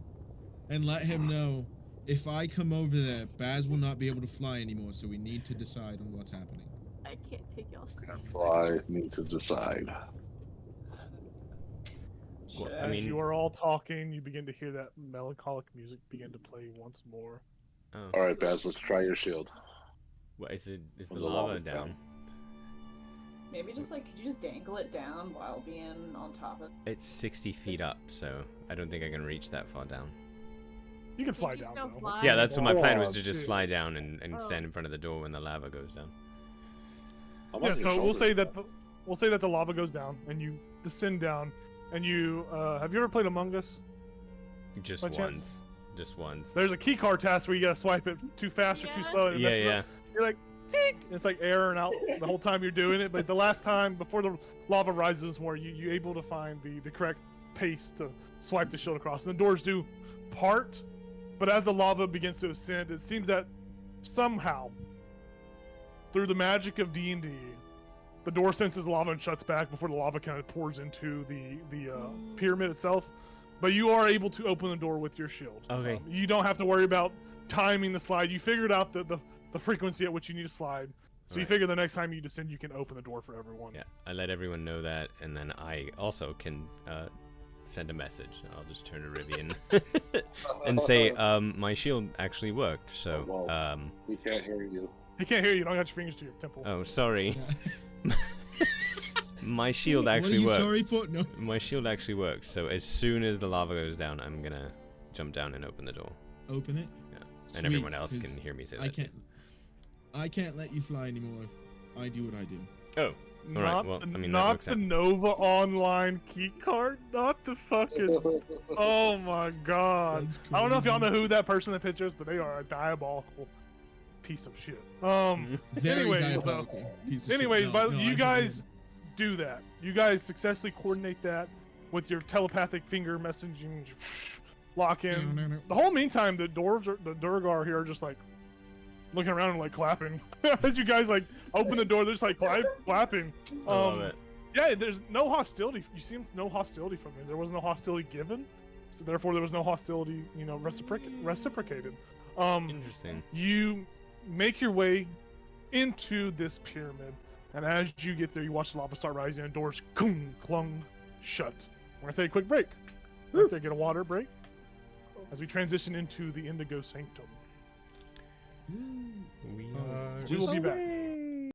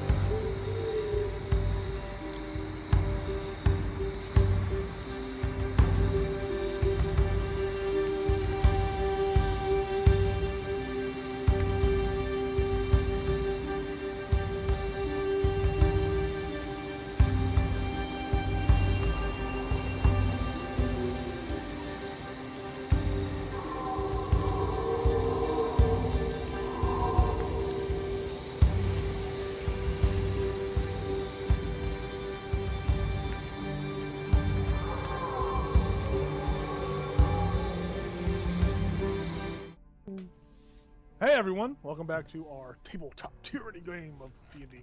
Our party just navigated past a pretty tricky little trap. It would have been pretty gruesome if they would have failed or weren't able to move around and use their mobility spells and all that fun stuff. But you guys have entered into the Obsidian Pyramid. As the doors clink behind you, you are thrown into pitch black darkness. Those with dark vision, which is everyone, I believe, you obviously see gray hues, but you watch as you stand on this stone platform and you are just stationary. There's nothing around you. It's smooth entirely inside of this room. You see that lava begins to kind of pour into various portions of this interior, illuminating it for all of you.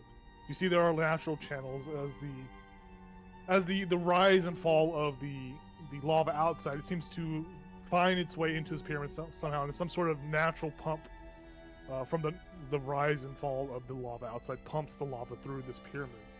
It's beautiful. It's a beautiful sight. There is exquisite craftsmanship in here, far beyond what a dwarf or Duragar could have done. You look around and this interior just looks alien and not made single-handedly by dwarvish or Duragar people.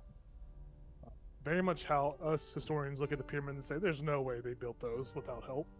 That's kind of the vibe you are, if you're skeptic about that, that's kind of the vibe you feel as you stand in here. About a minute goes by as you just stand here. There is just quiet. You hear the hum and flow of the bubbles outside. You still hear that melancholy music rise from beneath you as it just rises up. And it's very beautiful, even though it is mysterious. But you are all here for about a minute. As you guys sitting here, do y'all exchange words? Or is it just quiet silence and eerie, just awkwardness as you're in here? Baz would just whisper, are we supposed to do something? Do we see like doors or anything? There is nothing. You are just on top of a platform. There are no buttons around. There is nothing. But you do hear the mechanical noises that you have heard previously, as if gears on a chain are working or slowly adjusting to, potentially lift or drop your lift that you're standing on. You are on a lift. You see that you're on an actual lift, like the ones you've seen previously in this Zorzula's Rest. So you figure it's only a matter of time before you begin to move. Keltris, can you pull out that map? Is it in the group chat? Yeah, It should be. Oh, okay. I found somewhere. I think it's in general chat. it. Yeah, I just found it. So this lift will come right into that room. That's what it looks like. Indeed. Okay. Well, I guess we're just waiting. Should we like prepare anything? Or I guess we don't even know what we're going into, so.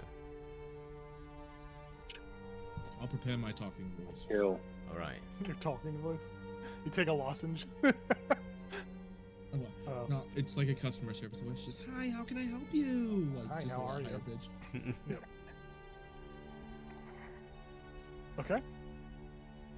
You guys wait for a minute, like I said before, and as you wait, you hear the noises of the lift begin to activate as you drop. Not fast, not abrupt, but you just slowly begin to descend. And you descend and descend and descend deeper and deeper into this pyramid. And you notice that as you descend, it gets wider and wider. You are isolated. The walls are far beyond your reach. You're isolated. And you notice that as you descend past certain points, like a not loud, very very quiet, very well engineered stone flooring kind of closes behind as you drop between layers. It closes around the chain, but there's a hole in the middle for the chain to keep going through. But every 30 feet or so, there's a wall or a floor that just closes above you as you descend down a elevator of sorts. Think of it like that. You see that you are descending, and your way out seems to be getting closed off for the moment. But that claustrophobic feeling kind of sinks in as you descend. There's a sense of isolation and loneliness as you go deeper and deeper into this pyramid complex. The music grows louder and louder, but eventually the boringness of this descent is disrupted by more blue lava. Beautiful, brilliant shine, like a purified version, more vibrant and more bright than what you have seen outside, as what appear to be beautiful waterfalls that flow, lava waterfalls that just flow and cascade. And you find that the lift stops. Before you are closed sealed doors that open as your lift sets into place. There's a heavy clunk as it lands, and the gears keep it held in place. And you see that these double doors open, revealing a massive sanctum built of obsidian stone. Two waterfalls of lava cascade down either side of the sanctum's entrance, casting eerie light on the vaulted ceiling here. The ceiling rises to about 60 feet. Even though you descended far into the earth, this chamber is only about 60 feet tall, but it's well made. The vaulted ceiling there is beautiful, artisanal work put into this area. At the opposite end of this sanctum looms a massive towering statue of a dwarven woman, depicting some sort of dwarvish goddess. There appear to be cracks that kind of race along her arms, and half of her face has been smashed and damaged throughout time. But the faint image on this dwarvish statue, this large dwarvish statue, shows it's a very beautiful, kind smile. The cracks that make up most of the body pulse with green energy. Behind the statue, standing on a mezzanine of sorts, is that goblin that you all have seen previously. Much taller and broader than the ones that you have encountered so far. That gnarled crystal pulses and glows. It splits his skull open, revealing some chunks of his brain, and it just pulses. And you watch like green energy pulse as electrons send and fire throughout his brain. He looks at you and he just smiles a very abstract smile, a smile of both curiosity and delight, a smile that holds multiple meanings. Through all the kindness that kind of radiates off the smile, there is a sense of hostility and a sense of threat, and it is as if you are looking at a wolf in sheep's clothing. It is a smile that is meant to deceive, but also welcome in with warmth. You glance up and you see that as he's smiling, he just kind of looks up with a very soft tilt of his head, and you see floating 60 foot at the top of the chamber are Celine and Sildar, both being held aloft by some invisible psionic force. You notice that the crystal in Ruxathid's head is glowing green. You see that there is slight green shimmering around these two individuals, and you kind of put two and two together. But as you lock in place in this end, he just looks at you and he welcomes you.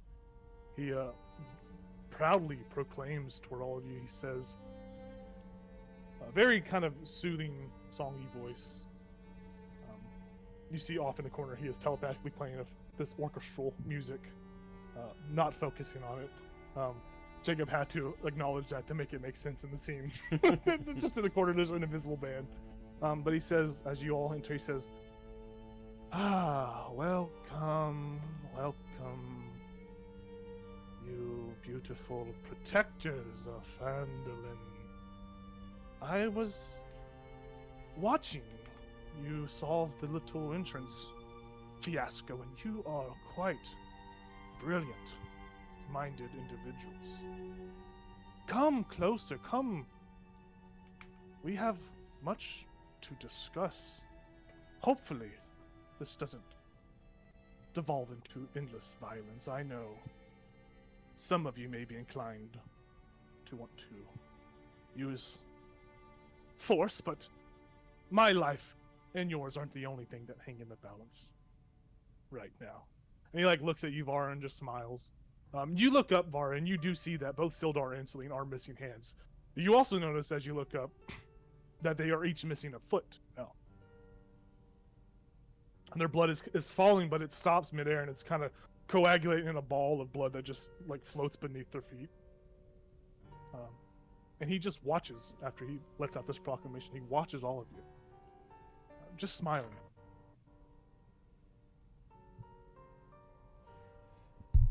I'm moving forward. I'm not running or anything. I'm just approaching. Yeah, I'll come. He As just looks close towards you and as I smiles. can get. He just looks at you and smiles. Yes, come forward. We have much to discuss. Is he gonna say anything if I get right here? Do you dare step on the steps? Do you approach? Yeah. Yeah, you begin to walk up the steps. He says, no, no, no. And as he says that, you watch his brain kind of glow, and you watch the cracks in the statue illuminate, and you watch the statue animate into a massive construct and put its arm on the staircase. And he says, no, that's much too eager, even for you, young. What was it again, Celine? Oh, wait, you can't talk, can you? Yes, that's much too eager. You see Sildar starts to talk, but all you hear from Sildar is just like a muffled ooh.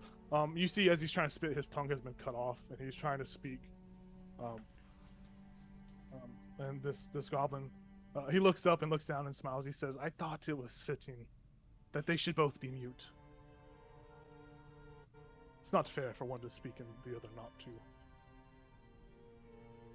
But we have much to discuss. Please come, let's talk. For we have been chosen by the gods themselves to see change for this realm. I would ask each of you your names, but I really don't care. But I already know them, so it would be a formality that is just not worth my time. So I assume you brought what I have requested? I grow ever impatient, and as do the gods I so serve willingly. I thought you wanted to talk. Oh, Yes, I am talking. I mean, is there nothing else I you wanted want to the talk about? shards.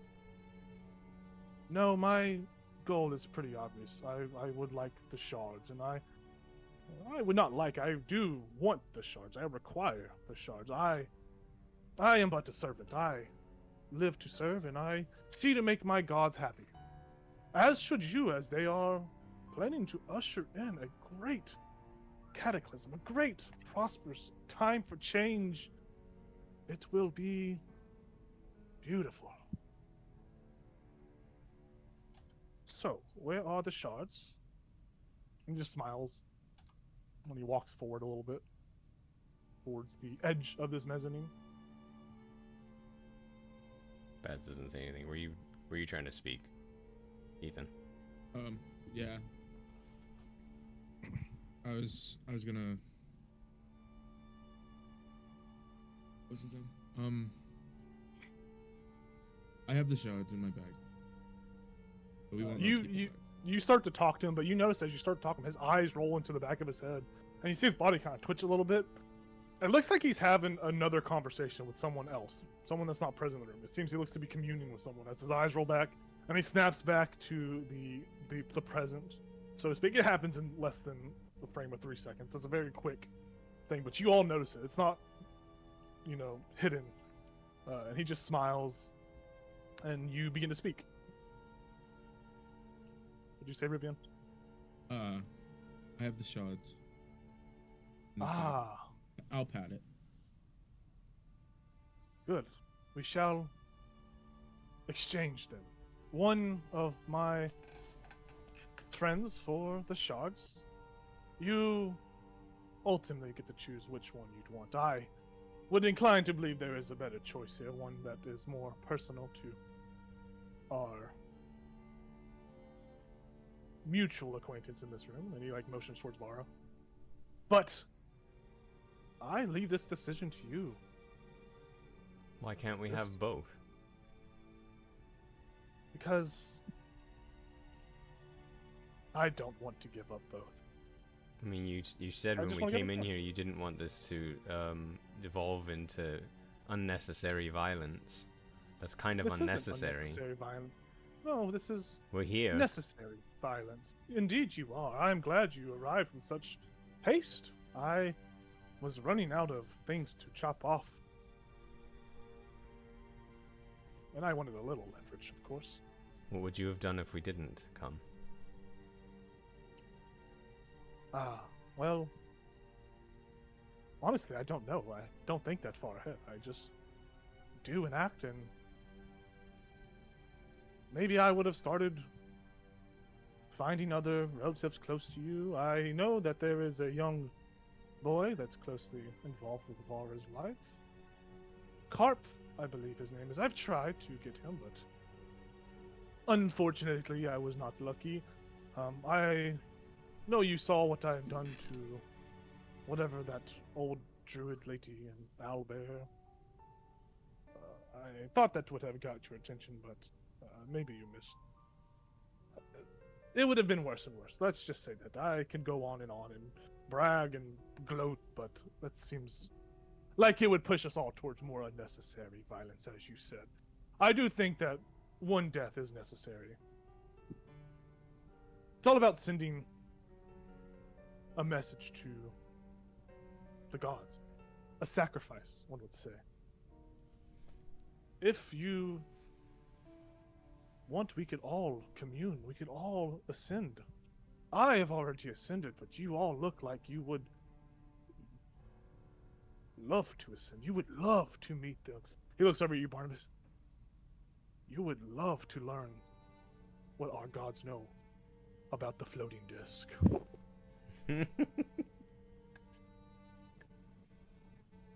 Well, how about a little preview? Would you tell us about these gods of yours? They are far beyond mortal comprehension. I could show you, but it would require contact, and I don't really want to make contact. But Barnabas, I will touch you. I would make contact with you. You are far weaker than some of those in your party, and I am not really worried with your Sure about that? meager spells. He shrugs.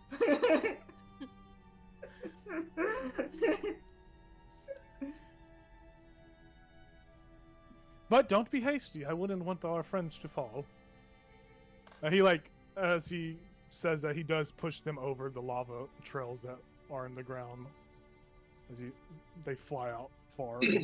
Oh. How high is the platform that Ruxathan is on? So he's roughly about 30. So it's like a 15-foot incline. I would say it's 15 feet up. So he's 15 feet up, and then from him, he's 15 feet up. I was gonna give you some more math, but it's just gonna confuse you. He's 15 feet up. He's not too far up. It's kind of a quick walk up these steps.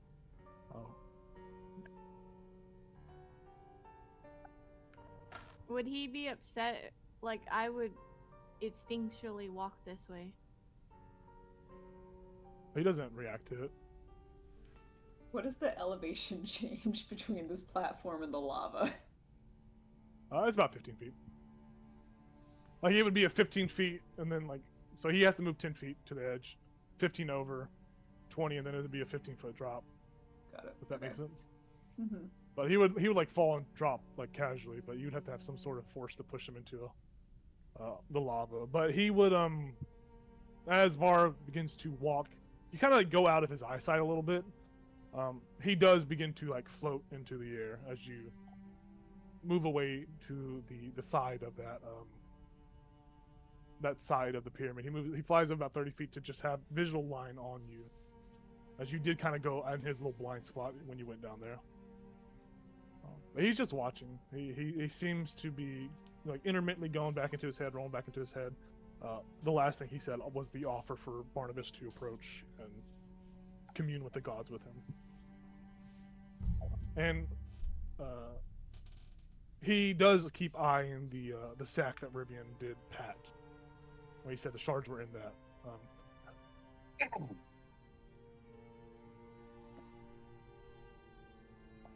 What were you doing over there, Stark? Just being close?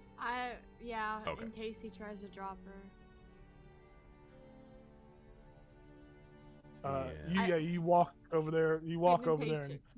as you get beneath her, you see him he just motions with his hand, and you watch as she begins to just fly around the room as you follow beneath. And he's like a cat, like playing with a cat. He keeps doing it back and forth. And he'll like stop, he'll like drop her a little bit and pick her back up, and then he just starts fucking with you as you are like following just to make sure. But he's like idly doing that the whole time. I'm not gonna keep moving the token because dear God, Yeah. that would be a nightmare. But you are basically like staying close with the relative position of your grandma Yeah. to catch her if he does drop her. But he does seem to be playing with you, and he giggles at it. And there's a weird innocence to the giggle as well.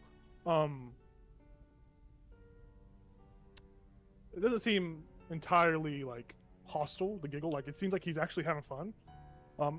And maybe this is like his actual demeanor. Maybe this is like actually him. Like you guys don't know what's going on with his mind space or whatever's going on with this crystal, but maybe that seems like a little bit of him peeking through. But you do notice that. You do all pick up on that. There's you hear that innocence. But nonetheless, that's what's happening in the background. What are the rest of you guys doing as you are seeing him play with Bara like a cat? Well, Baz is actually going to ask, how long have you had that gem in your head? You weren't born with that, right? No, I've had it for a long time. I've been doing this for a while. At least I think I have. Honestly, I don't actually know. I've had it for a while. He like kind of communes with himself. You see his eyes roll back into his head. And then he says, he comes back and he, I've had it for well over several centuries. And his voice has this like weird, like layered on effect to it. You hear his voice, but there's also like a deeper undertone voice that kind of mixes in with it. Gotcha. I would say kind of a deep gooey voice.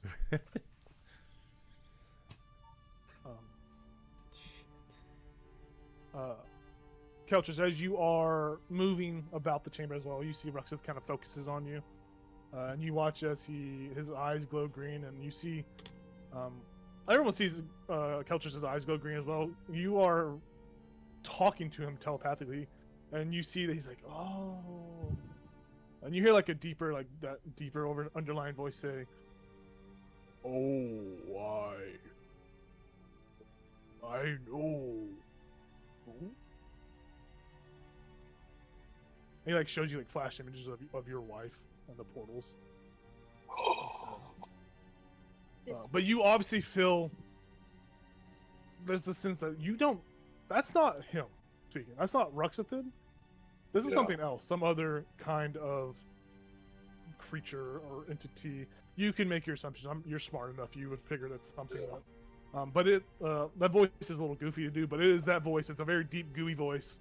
And he just shows you images, and you see that there is an image of her sitting on top of what appears to be some sort of brainy flesh material.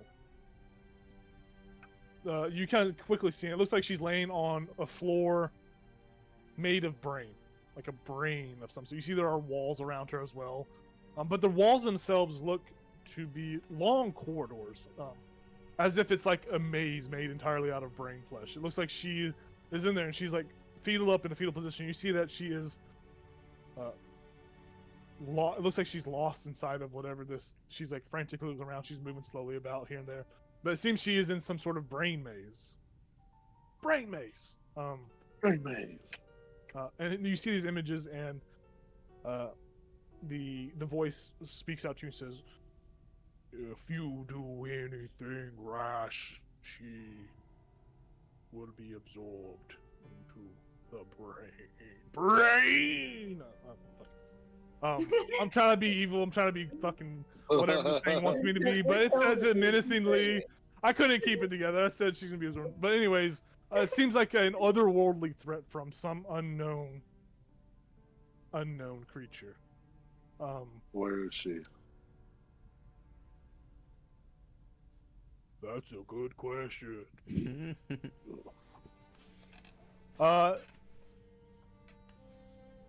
He says, or it says, she is in the far realm, beyond the lightless star.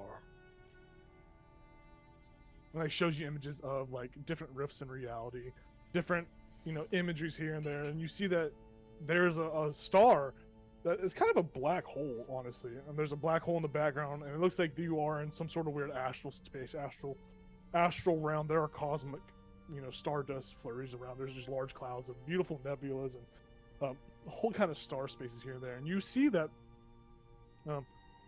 through various gases that there is a massive brain maze, like the size of the whole United States. It's this large maze that just extends on and on. And you see that you like zoom in further and further, and you see her just in the midst of it, in the middle of it. There are portals that just open around from different realities. You see different more sights than you would have ever imagined. And you are kind of like thrusted out of that. I need you to roll a wisdom save for me, just to see if you take any kind of like psychic damage from that kind of like mental snapback. You all see this happen, and the glow only happens for a mere second, like instantaneously. But this all happens in that time frame as that's happening. Couch, what you get? 4? Yeah, you take. It's not a lot of damage, but it is some damage. You take about 4 points of psychic damage. So your brain just like you feel that like searing migraine, searing headache, and you feel like your nose bleeds a little bit from that just rush back. And you all see this happen as Kelcher's eyes glow green, and his head just kind of thrusts back, and his nose starts to bleed. And Ruxitha just smiles and just starts to he starts to float in the air and starts spinning like 360 and just like spinning like a ballerina. And Baz will just speak up and say, so you're telling us that if we give you the shards, the stones, you'll give us one of the 2 people floating in the sky and just let us go? You're just gonna let us walk out of here, no problems? Yes, of course. I would want to watch you all try to prevent the inevitable from happening once I get the shards. You have my word that I will let you all out of here alive, besides one of the sacrifices floating here. So why is it, why weren't the druid and the owlbear and the pig sacrifices? They were messages to get your attention. I find that death motivates the best of us. And they seem to be the only things I could really hurt you with in the moment. I've only known what you've shown me, what I've observed. You were on track. The town was moving at a great pace.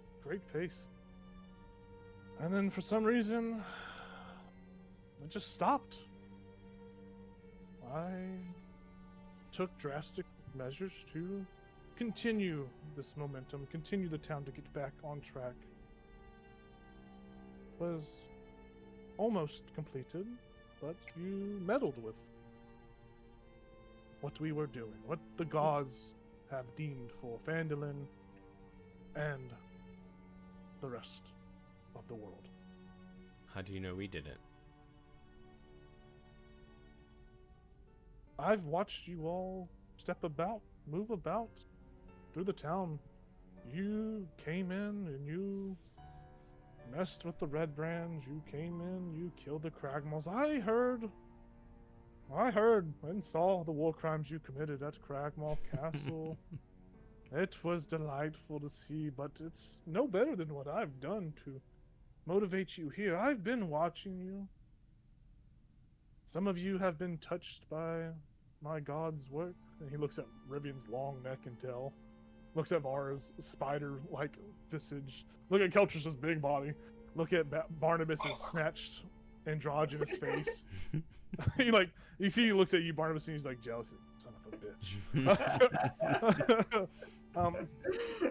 But he continues. He says, "You have all been blessed by my gods, and something happened." And he looks at you, Baz. He says, "Your connection or your blessings seem to have been rendered, been gotten rid of." And after that, after I noticed that, I saw the town revert, and my gods were not happy. It was a bad time for us. For me, that is.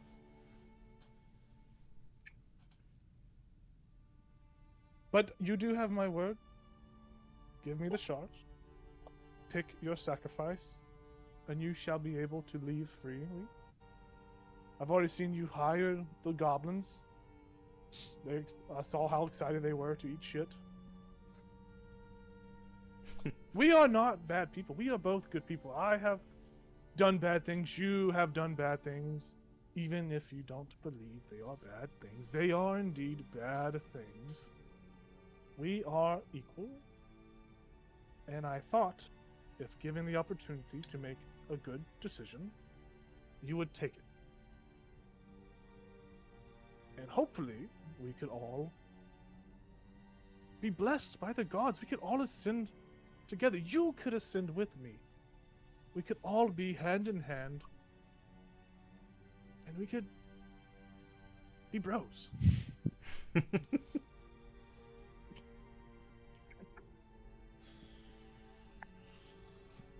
Can I be like, Barnabas is gonna be like inspecting the shield guardian while the guy's Yeah. talking. Gonna Very try nice, and like, figure out what it is. So inspecting the statue. Yeah, no, I get you. You can make an Arcana check to kind of try to discern some stuff about it. 26. Yeah. You know it's a shield guardian, right? It's a shield guardian by the standards of it operates as a shield guardian would normally, except there is no shield guardian amulet in here. You don't see any amulet that usually dictates a controller, the user. But you do see that the green energy that pulses within it seems to be from Ruxithid's own essence. You feel that you can discern that if Ruxithid is no longer present, the shield guardian is no longer present, no longer a threat. You Okay. also with a 26, which is that a natural 20 by the way? A 26 or no? No, It's 15. I got a plus 11. That's fine. You'd still get this information because DC 25 is pretty telling for all information when it comes to something like this. You can see that there is a spell stored within its middle of its chest. Shield Guardians do have the ability to store a spell. The spell, it glows with a illusionary magic. You see, and you can kind of understand that it is the Phantasmal Killer spell, I don't like that one. which That is don't sound fun. a psychic illusionary magic. Usually it's concentration, but since it is a sword spell, it will just happen and last for the duration or until it has been broken.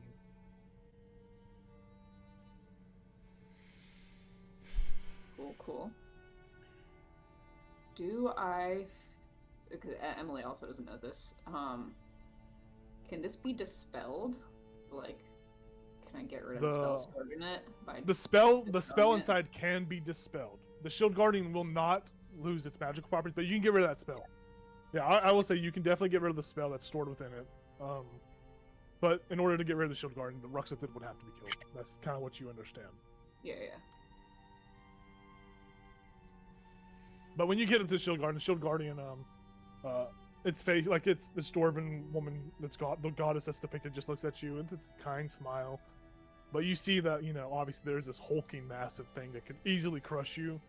But it's this weird dynamic of it being a kindly face, but a menacing presence. Having learned what I've learned, I will smile at her friendly face and then step back. It just punches no. No. Yeah, you do that. As you guys are all kind of contemplating or talking or doing what Ruxithid does say, if you would like me to give you a sign of good grace and goodwill, I will allow you to talk and commune with the sacrifices. Obviously, what talking they can do. But I will extend that offer to you, since you haven't devolved into mindless fighting like most primitive creatures would. And plus, I grow tired of playing with Vara. She is quite quick, and this is kind of lame now. She's keeping up with us, and it's making it hard for me to Be menacing. He like breaks illusion. Be menacing. You hear like Ruxin. This is like Ruxin's like actual kind of voice. There's no layering beneath it, but Ruxin does like seem like break through the otherworldly kind of visage in that moment. But he does say that. He does extend that, and he kind of looks at all of you for any kind of verbal or physical, you know, approval, denial, or any kind of like body language shift. I'll just say to Vara, Demi, do you need to speak to your grandmother? Honestly, I could talk to her. Well, never mind. She only has one hand. Don't gang signs Okay. at her. That's true, you can. Well, we don't I make don't- sacrifices. Yeah. Okay, Captain I- America. I love that. Hey, that's what I love that. I love that. You got your Power Ranger moment. Now you got your Captain America Love moment. this. You got your shield. We don't make sacrifices. I could do this all day. God, I love that. That's funny. So Baz will just say, well, and he looks over at Rivian, and he looks back at Ruxthin, and he says, what if I told you the stones actually aren't in that bag? What if I told you it's a little bit more difficult? They are here. We have them with us. But it's a little bit more difficult than just handing them over to you. Ah. Deception and deceit, trickery. You sent lies, you spread lies, you say you have the stones in the sack, but now you proclaim you do not. I would love to know more about what makes it such difficult to hand over such a process. I can only inform upon seeing what revelation you have to bring before me. Well, what if I told you that you would still have a sacrifice and you could let the two of them go? I would be most eager to hear what you are propositioning.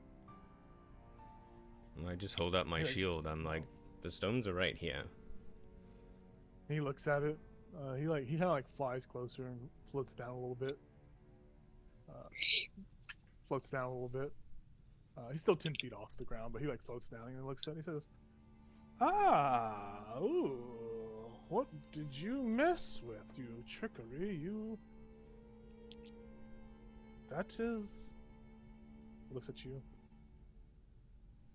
Interesting, to say the least. How does that feel? Do you feel strong? I mean, I didn't used I to be this big. I didn't used to ooze slime or have a shield attached to myself. Ah. Well, he kind of flies back up, hovers back up to his mezzanine podium. He flies back up. He's about 30 feet off the ground again. We'll say he's floating like right here above the shield guardian. Actually, he's like floating over here. Watch him mark. He says, "So if I can guess, you proposition yourself as a sacrifice for both Sildar and whatever this halfling woman's name is. I didn't know. I didn't catch it."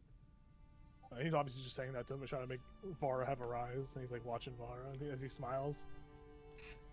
Is that what you are propositioning?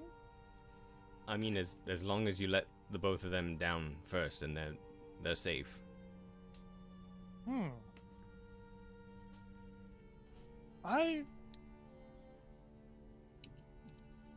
Make a persuasion check for me, Greg.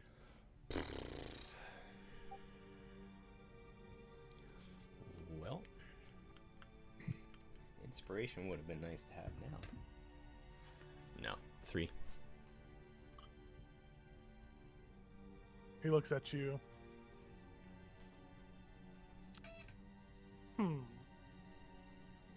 I know you are all full of tricks, and I will humor this idea. I will not let both of them down, but I will allow one to be lowered to safety. I wonder which one you choose. Pretty obvious to me, but, you know, poor Sildar here. But anyways, that's not my choice, that's your choice. I will lower one down, and as a sign of good, honorable trust. That's as much as I can do for now. He looks at you, Baz. In doing so, I hope you know that there is no coming back from this. We are to go to a different reality once the shards have been collected. And you should probably say your goodbyes if you are entitled to this decision, or feel boldened to make this decision. There is no coming back from where we are going. I mean, I'm Unless you're just a superhero, of course. not super, just a hero. Not until they're both down. Hmm.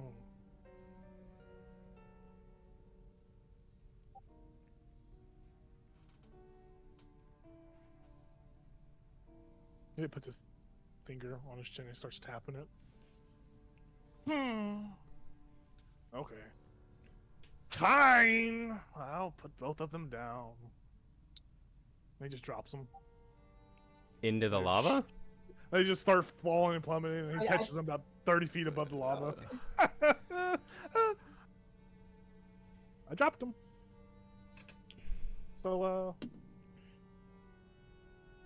they You should falling make a towards choice. the lava? he stopped them about 30 feet. They were fell down, and he stopped them Oh. and held them above.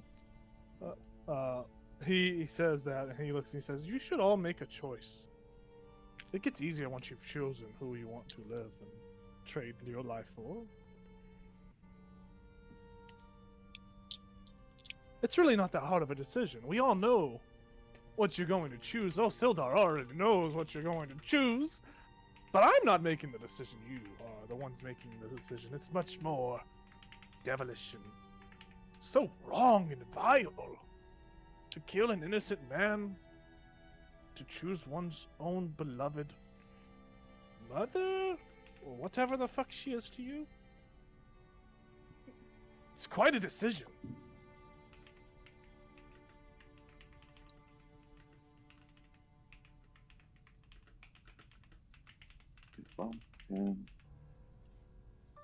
You said that platform he's up there is 15 feet, right?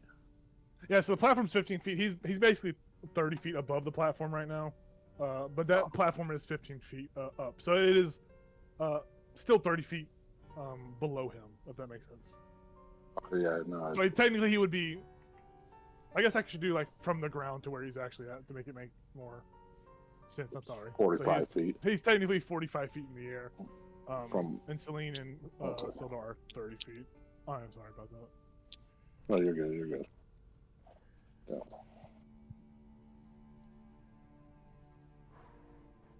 As you guys are still kind of like thinking that over, as he goes on in monologue, yada yada, he says, "Feel free to ascend back up. Talk amongst yourself. Don't talk too close to any of my friends up there. Of course, I will hear and see if you plan on doing anything stupid. I have all day. I have all the time in the world until." Well, I guess I don't have all the time, but that's not something that needs to really matter.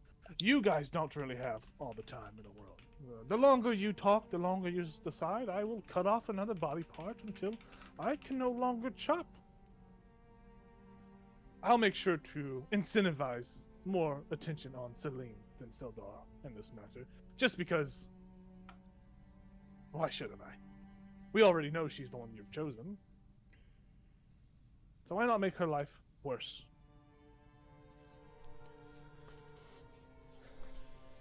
So, if you need to go recollect your thoughts and make a plan or something of that nature, feel free to go back up the lift and do so.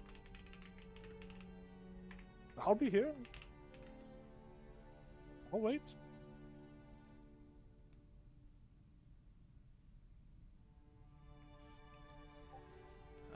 You guys don't talk much, do you? This is kind of boring. We're talking. I didn't know you didn't know this. I know. He You've starts just- doing like backflips in the air. You've just put us in a tough spot. We assumed we would come in here and be able to leave with our friends alive. And you keep talking of sacrifice, and Baz is willing to be that sacrifice, and yet you're not giving both. Well,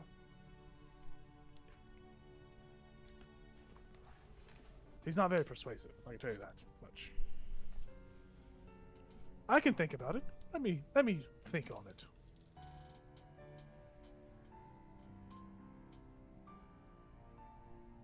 The decision, though, in case worst comes to worst, is you should still choose. Let's do that now. Let's choose who shall live and who shall die. Do we want Sildar? Do we want Celine? Whatever her name is, I don't really care. Who lives? Who dies? Baz is gonna go look in this room.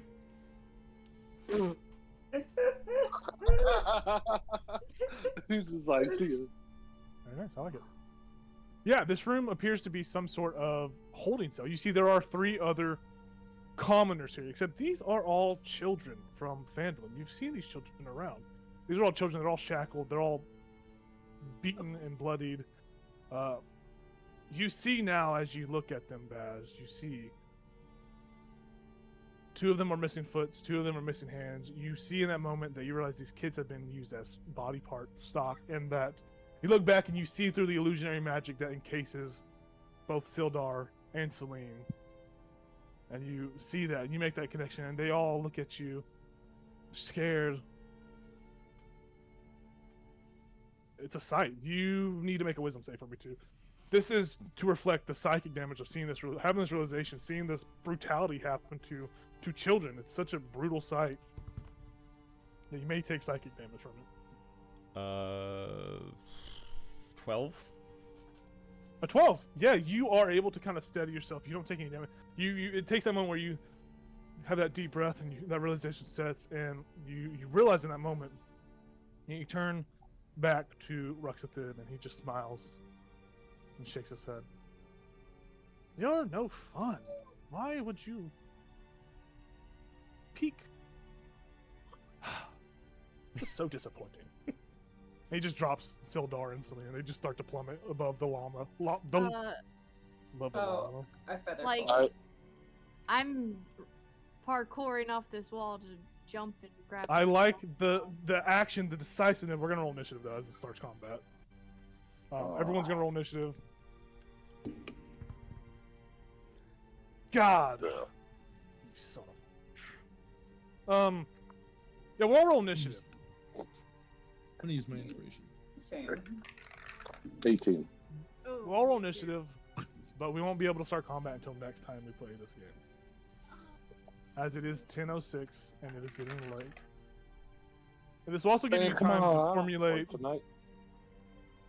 I mean, I'm off tomorrow, but I know other people got jobs in it. I don't know.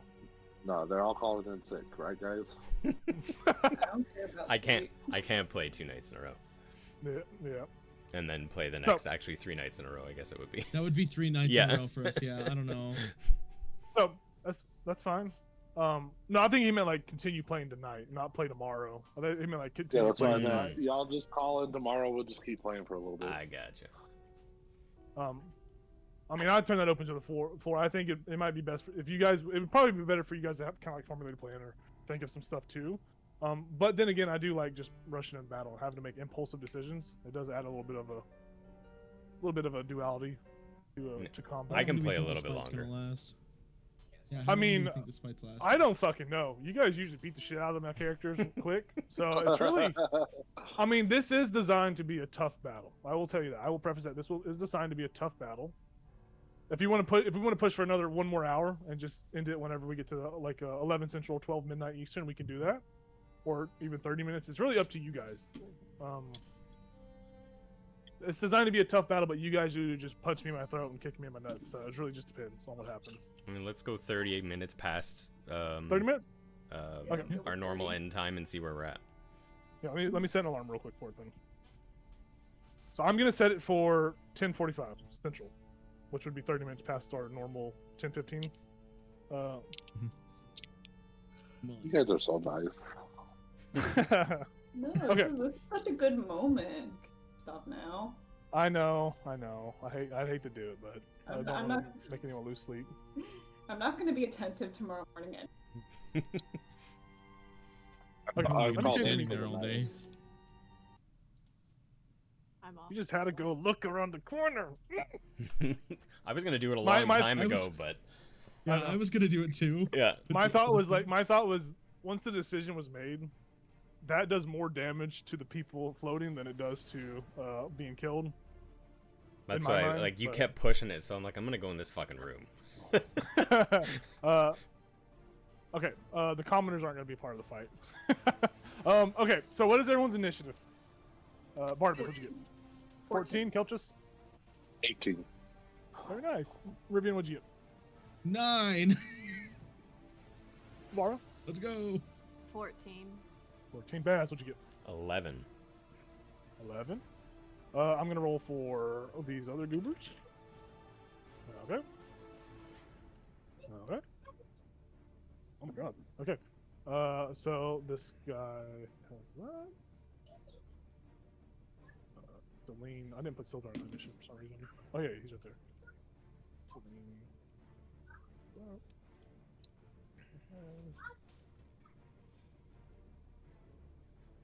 Sildar has.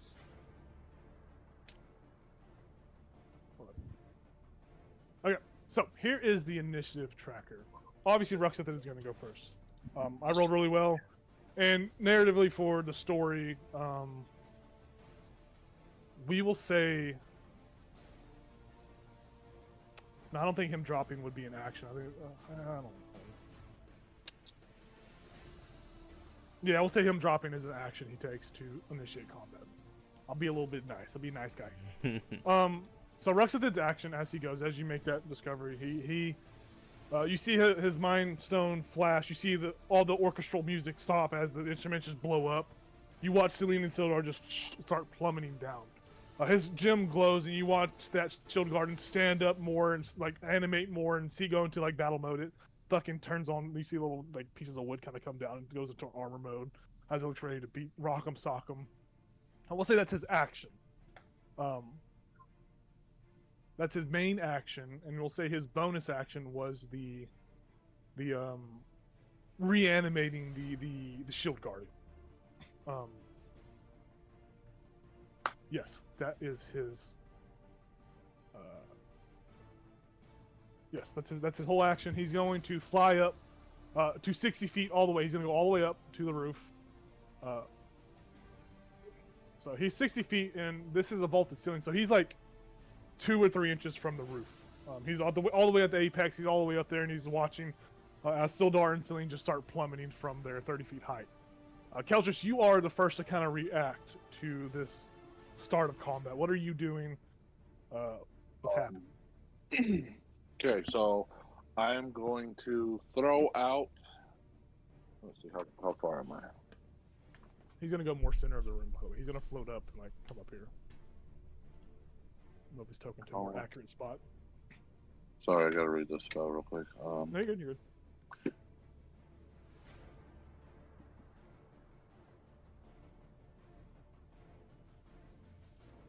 So this thing says range / area is 30 feet. Does that mean like I can throw it 30 feet away from me and it reaches 30 feet out? So it's Thorn Whip. What is it? Thorn Whip. Thorn Whip. Okay. So is it? So it is. The range / area is 30 feet. I think that means it is anywhere between 30 feet of you and what you're trying to. The creature, vine-like whip covered in thorns that lashes out at your command toward a creature in range. So you can.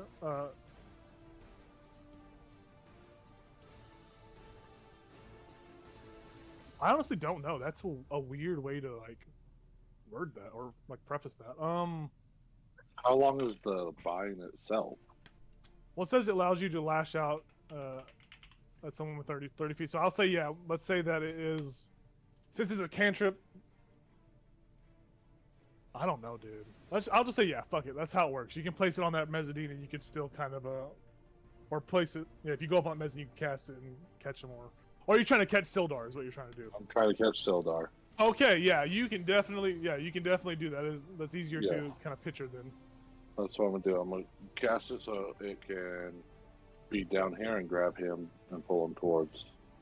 Okay, go ahead and still roll the to hit. He's gonna take damage still from the thorns wrapping around him, but if you hit him, you will grab him and be able to pull him. You'll have to do the whole turn on him, so he will take damage. I said what? A range. It'd be a range, or it says make a melee spell attack Okay. against a target. Okay. So it should be a +5 on your. Oh shit! I'll use my inspiration for this. Okay. This guy is in. He has no armor or nothing on. He is in just common clothes. His AC is going to be really low. It should be just a 10. There's going to be a flat 10. It was lower than that. Okay. Yeah, you can say So for all these commoners that the AC is going to be a 10. They just have like basic cloth clothing on. Yeah. Okay. So my with the inspiration, it's 18 plus 5. Perfect. Definitely hits him. Definitely grabs him. Go ahead and roll the 2d6 thorn damage they take. He takes. Oh, is it 2? Yeah, because you are level 5 now, so it went up 2. Or, yeah, it should have went up in damage. Oh, okay. So that one is. Damn. Hopefully it's not a lot. Damn. 8 points. 8 points. Yeah, he is. Hopefully not dead. He's not dead, but Okay. he takes heavy damage. You see the thorn wraps around, and you just see blood just coats the thorns as it pulls him down to safety. He does take some damage. He looks rough, but he's not, bloodied as far as a creature would go. So where do you pull him? You can just pull him to the side. I was just pulling him down here. Yeah, down. You want to go to this side, this side? Where do you want to? Just go ahead and place him wherever you want to. Yeah. Yeah, I was just gonna put him over here, right next against the wall, so he's kind of out of sight, out of mind. Perfect. Yeah, he is no longer 30 feet flying. He's on the ground, wrapped up in thorns. Very nice. Very, very solid. And then this is 90 feet. You said he's floating 60 feet above us? So he's 60 feet. He's at the apex of this room. Is So that from where 60 you feet are from from where you are looking up, he's 60 feet up. Okay, Hunter's Mark bonus action, because it's 90 feet. Very nice. And that's it. All right, I will just that's concentration, correct? Yes. Yes. Very nice. So yeah, he's Hunter's marked and he's floating up there. Very nice. Do you learn anything from Hunter's marking him? Is there any information you get from him or no? No, I don't think so. I think it's just you magically mark one creature you can see within range of report. Till the spell ends, you deal an extra 1d6. Okay. I also have advantage on any wisdom, perception, or survival checks That's I good make to know. find it. That's And then I really can good to know. Use Okay. Use the bonus action to, Okay. and it lasts up So- to an hour. So here's what happens. Are you moving anymore, or are you staying? Let's see. Right here. 5, 10, 15. And then I'll climb up the wall since I have a climbing speed. So that's what, Okay. another 10 feet? Yeah, Shield Guardian is right there as you climb up that step. 25. I have 40, but I'll go there. There you go. Okay. That's it. Yeah. So you are basically 15 feet up right now. Yeah. So I'm just gonna put 15 feet on your, or 15 on your token, because you're basically on that platform. Awesome. We Yeah. go to the Shield Guardian. The Shield Guardian's turn. Barnabas, you did not dispel that spell, correct? You did not get rid of that spell. Yeah, but if I can tell he's gonna start unleashing what he has stored, I will counterspell it. Okay. Oh, can I? That's what I'm trying to think about, trying to look at. was I thinking think on that. That It's a doesn't look stored like it. spell, so I think it would still it work has like a spell scroll. I wonder, or Would you take when you see a creature? Oh, it's a reaction that you take when you see a creature casting a spell with herbal, somatic, or material components, and he's not. yeah. So he's this not just doing any of happened. that. This just it just happened. 'cause it's a stored Whoops. spell. Hmm. All right, so this is what happens. The Shield Guardian notices. It notices Keltris climbing. It looks at Keltris, and you see the green gem on Ruxithid's head flash, and you watch the pulsing energy flash within the Shield Guardian.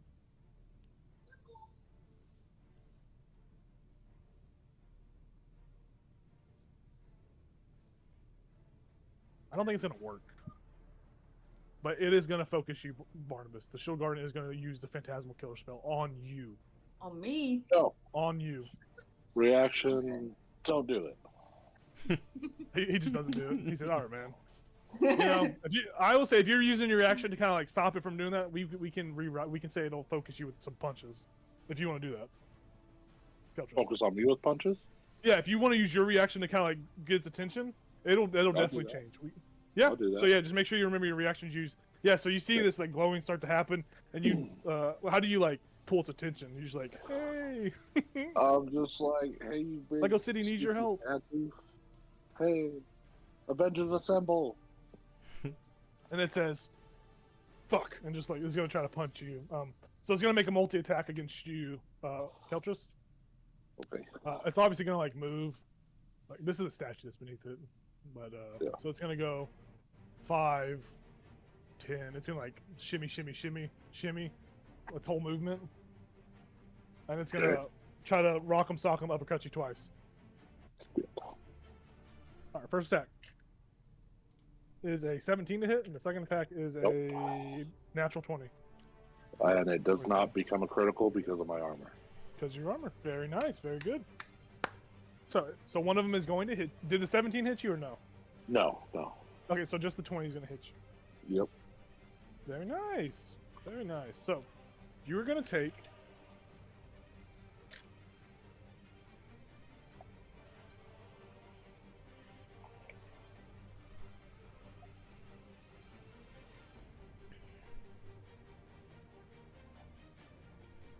So you're going to take 16 total damage. 9 of it is bludgeoning damage. 7 is force damage. So if you have resistance to any of those, make sure to do that. So 16 total damage. Oh, 16? Yeah, 16 total damage. Okay. And I need you to make a DC 10 concentration check to make sure you maintain your hunter's mark. Concentration. This thing's like 10 feet up.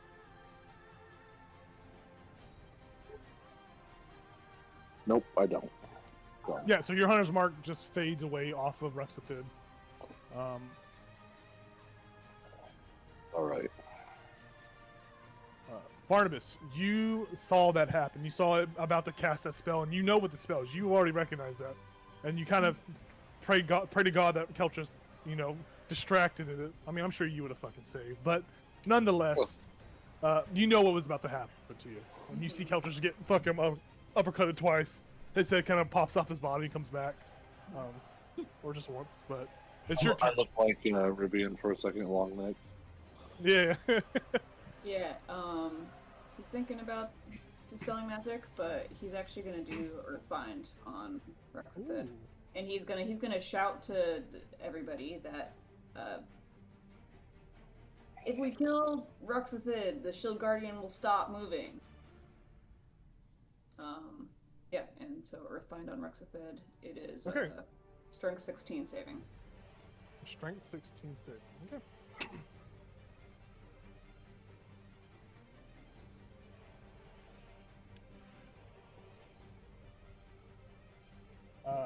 He rolled a 19. Okay, I'm gonna Silvery Barbs. All right. So he needs to re-roll it. So that's your reaction use. So he'll Yeah. re-roll it. He got a 17 this time. This fucking bitch. I'm gonna It's like he uses his mind powers. You gonna use Silvery Barbs too? Very nice. Make sure you guys keep track of your That's reactions. amazing. Yeah, I am. Okay? Yeah. Mhm. So this is the next roll. I'm gonna use the dice I haven't rolled yet. So it's probably gonna be terrible. It was terrible. He rolled a 10, but he's gonna use one of his legendary saves to resist it. How's he so strong? He only has a +2. I rolled really high those. I rolled a 15, and then I rolled a Wow. 17 on the dice. So he uses one of his legendary saves to Alright. resist it, which is really important. It may not seem like it, but it is really important. Cool. I've watched gonna- Critical Role so many times. Yeah, he's just, there's like a mind battle happening. He's like, no, just lights are starting to go off in the room. I am then All right. going to run down here and kind of crouch behind that. Okay. The shield guardian is not able to hit you. You didn't get close enough to it. It's not. It's kind of focused on Keltris. Very nice. We go to Vara. Vara, your grandma is falling. You're seeing stuff start to happen. You see Barnabas haul ass away. What do you do? I'm gonna move over here, climb Okay. up using my spider climb. I don't know how far she's fallen yet, so I just climb up to meet her and then grab her and jump across. Yeah, I will say make a acrobatics check, which you are really good at already. Basically, just determines whether you're gonna save her. You're gonna save her regardless with this action because you're a monk. You're able to jump, use your movement, and all that. It's gonna take your whole movement to do all this, and it's basically your action just to catch her and keep her from falling. The result basically just determines whether or not you fall into the lava. Like if you like take a dip.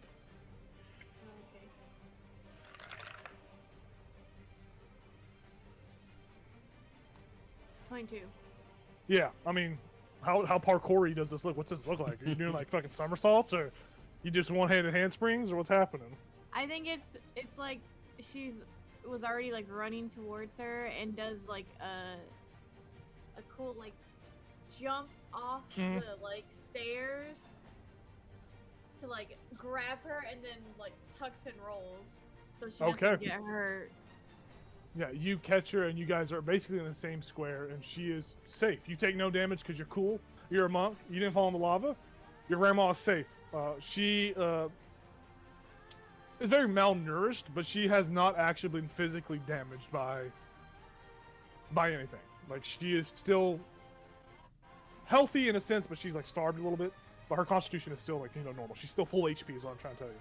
Full HP. Okay. So that was like what? 5, 10, 15, 20, 25, 30. Would you say that's like 30-ish movement? So it would have been 40. you to go. I would say you would have went up 15 to kind of meet her in Okay, the middle point, 15. and you jump across and you carry her. So you probably would have moved 30 feet total so far doing that. Okay. Okay, I'm gonna. I assume she's still in my arms. She's a tiny little. Yeah, she halfling. is. I'm gonna use the rest of my movement, so it's 30, 40, 45, I think. Yeah. And then I'll use a Step of the Wind.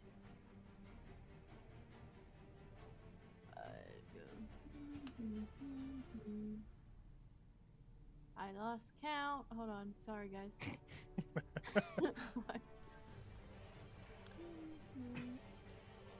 And I'm gonna put her in here. Hopefully nothing bad is in here. So you're taking her with you, and you're Yeah. flying. Yeah, you come to this room, and this room itself is empty. There appears to be some scrolls, some maps on a table, but there is nothing else in this room. It is a safe place to drop your granny off in. So that's 35, 40, 45. Okay. Yeah. Yep, I think that's... Oh, that's just my movement and my bonus action.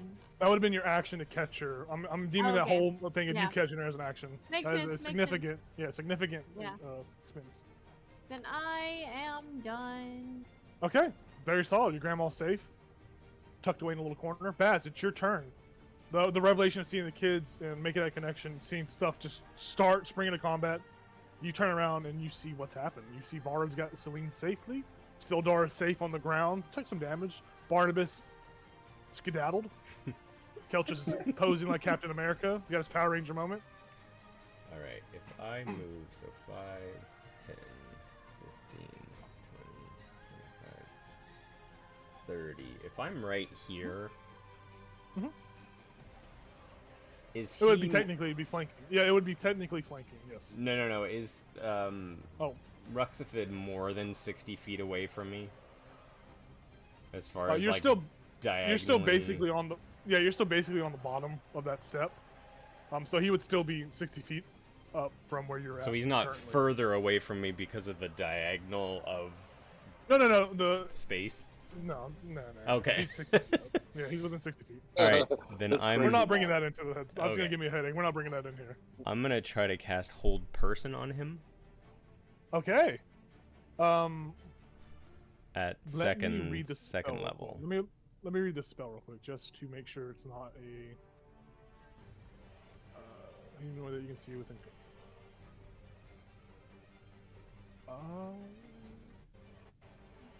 Let me get some little clarification real quick. Okay, you would know that that spell's not gonna work. Okay. I'm not gonna make you roll to figure out why or anything. I'm just gonna tell you. Goblins are now considered aberrations, which is a different creature type than humanoid. Oh. And whole person specifies humanoid on the actual spell. Choose a humanoid they can see within range. The rules state that. Oh wait, hold on. Every creature good character has a tag on rules that identifies the creature as most player characters are of the humanoid type. These are the game's creature types. Let's go to Google. I was gonna say, because you can play a goblin in the game, so wouldn't you be a humanoid at that point? Well, no, you can't actually play a goblin in the 2024 rules. That's Oh, you not can't? actually Nope, not yet.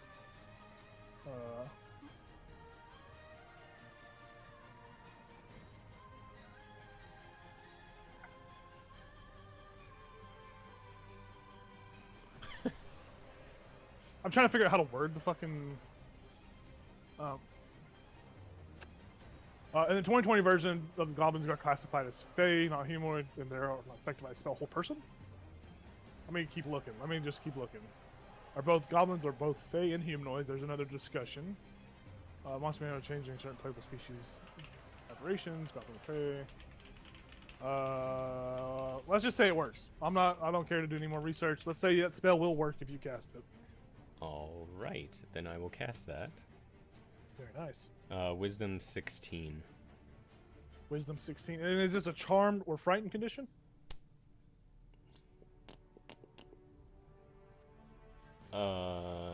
They're paralyzed. I don't Okay, think- so it's not charmed or frightened. Yeah. Very nice. No. Alright, wisdom save. Got an 11. He failed. So does that mean he drops? He's going to use his last legendary save to resist the spell, though. That's okay. That's okay. All right. That is good. That is good. It's really good. Yeah. So he would have frozen drop. Yeah, you see like the sheen, the glow of that crystal kind of diminishes a little bit, and see it kind of cracks as his last legendary save is broken. He seems like you just see anger kind of come over his face, and you see he starts to kind of like twitch and convulse a little bit. I like that. I'm gonna wild shape into a boa Ooh, and become a Big huge snake? creature. is it a constrictor? Yeah, giant constrictor. Yeah, damn. Yeah. Hell yeah. Yeah, so you're Yeah. So I'm We'll gonna put be you right there, I'm so gonna you're be not alone. flanking as a constrictor. holy shit. Oh, I just killed him. Oh no, come back. He just fell in the lava as soon as he shifted. Yeah. He's swimming in the lava. Well, that is one thing. It's a good question. Like, as a huge creature who just like kind of like straddles the lava, would I fall in it at all if I'm so big? No, you would. I would say you would straddle it. I mean, obviously, yeah, you wouldn't take damage unless something was happened to make the lava forcing me rise and into fall it? or something like that. Yeah, or forcing you into Yeah. it. Okay. I mean, it's gonna be really hot. It's gonna be real yeah. hot. Okay. It's okay. You're a reptile. You like it. Yep, That's true. yep, that is true. All right. yeah, And that's a big that's my snake. turn. Very nice. Sildar's turn. Come on, Sildar. Oh, Sildar is going to get up, or he's gonna. Does your thorn whip go away, or is he just kind of stuck in the thorn whip? As far as I know, it goes away. It's Okay, just, yeah, he's like bloody and bruised, and he's just gonna fucking. He's just gonna run. He's gonna run for it. He's at 30 feet of movement, so he's gonna go 5, 10, 15. Excuse me, 20, 25, 30, 35, 40, 45, 50. Actually, he would run to his wife, his girlfriend. Or is he at? He's right here. 5, 10, 15, 20, 25, 30, 35, 40, 45, 50, 55, 60. Move, bitch! He pushes you out of the way, Rivian. Get out of the way! The fuck? As he dashes, he sees Vara taking Celine, and he's rushing over to see his beloved. Rivian, it's your turn. Sildar pushes past you. Get out of the way! What are you doing? I'm gonna move up. I'm gonna look Ruxadid in the eyes. I go, "Hey, Ruxadid! What? Fireball!" And I'm gonna shoot a fireball at him. Very nice. It's a fifth what level is cast. What is the range of fireball again? Oh, that's a square. It's 150 feet. No, what's And the then what's it the is size? 20-foot of it? sphere. And I'm gonna center it on him. 20-foot radius or 20-foot diameter? Radius. Radius? Perfect. Yeah, he'll be the only one that gets hit by it. What is the save he needs to make? Dex 15. Dex 15. Shooting my fucking fireball at you. He fails. He's gonna take full damage from it. Ayo! Alright. Very nice. Oh, okay.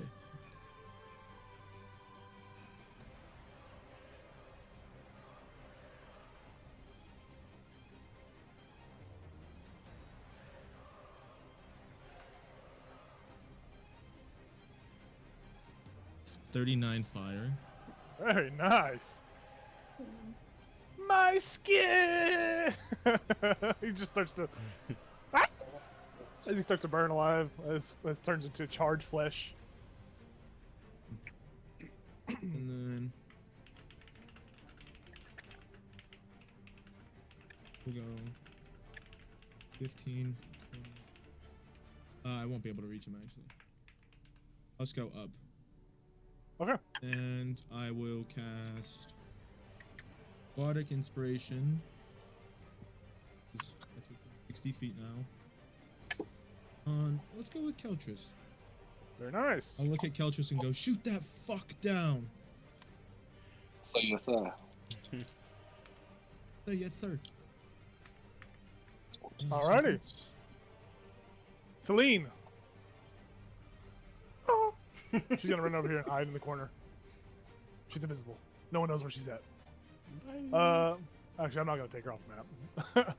All right, move back to Ruxadid. Before Ruxadid, there's a layer action that happens. You watch as the being hit with this fireball. He some of that excessive damage and energy. He funnels it and he throws it up into the air, and you watch him hit the roof, and the energy kind of descends down and bubbles beneath the lava. All the lava shoots up into the sky, and anyone within 5 feet of it is going to take some fall damage as this lava rains down on those that are within 5 feet of the lava. So it's going to be Barnabas, Sildar, Vara, and Baz who are going to take some splash damage from this. So I need each of you to make a dexterity saving throw for me.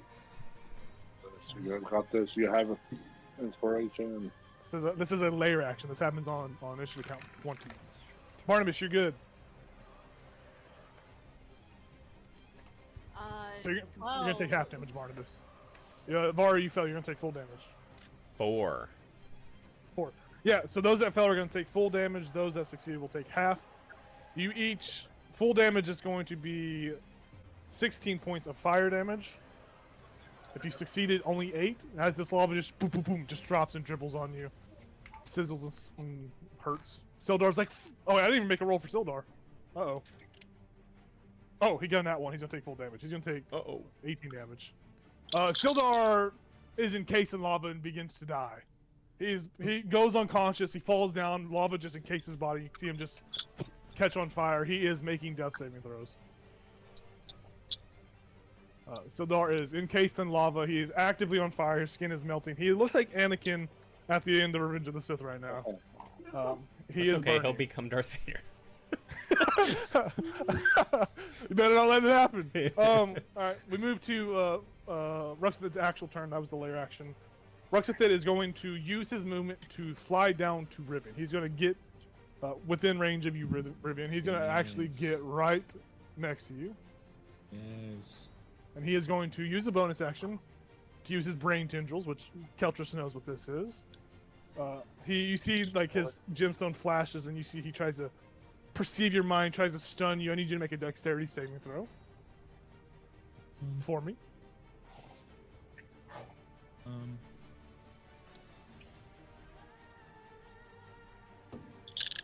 Dexterity saving throw. Indeed. 13. Okay, you're gonna fail. So you're gonna take some psychic damage and you will be stunned. Question. I don't know if it will do anything. I have a ring Okay. of mind shielding. Okay. I don't know if I'm What does that reading it. do I'm exactly? immune to magic that allows other creatures to read your thoughts, determine when you're lying. No, you're lying. Oh, no, it doesn't. Yeah, this is more so me just being flavorful with it. It's not actually him trying to like read your mind or anything. There's like crystalline tendrils that kind of come out and like stab into you. Is a better description of what this would look like. Okay. So you're gonna take 15 psychic damage, which I think you should be resistant to, or no? From that mind shielding, does that give you psychic resistance? It does. So you only take 7 psychic damage, but you are stunned. Your body locks up on you, and you are stunned. Keltris, you see this happen. You're seeing this happen in real time, and you know what's about to happen to him. Oh, Ruxadid yeah. raises his scimitar, and he's gonna try to stab you twice. I take the full amount, so it was 16. Yes, 16 damage. From the psychic. He's going to try to stab you twice with his scimitar at advantage, because you were stunned. Oh, The first one is a 22 to hit, and the second one will be a 22 to hit as well. I rolled. Wow. So both of them are going to hit unless someone does something. Does anyone want to use a reaction? Or is anyone able to use a reaction to stop this, or does it just happen? I can use silvery barbs. Okay, yeah. Yes. So you're. I'll re-roll the first one. I guess they were both the fucking same. It's gonna be a dirty 20 still. Wow. Okay then. He's got a pretty high modifier.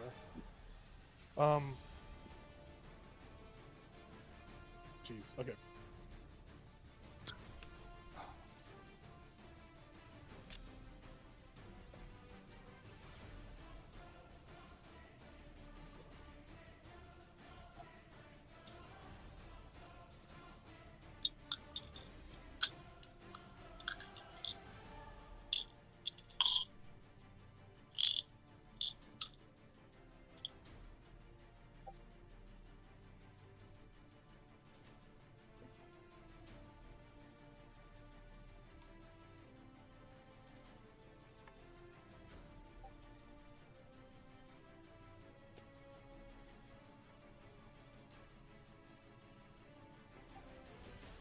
Okay.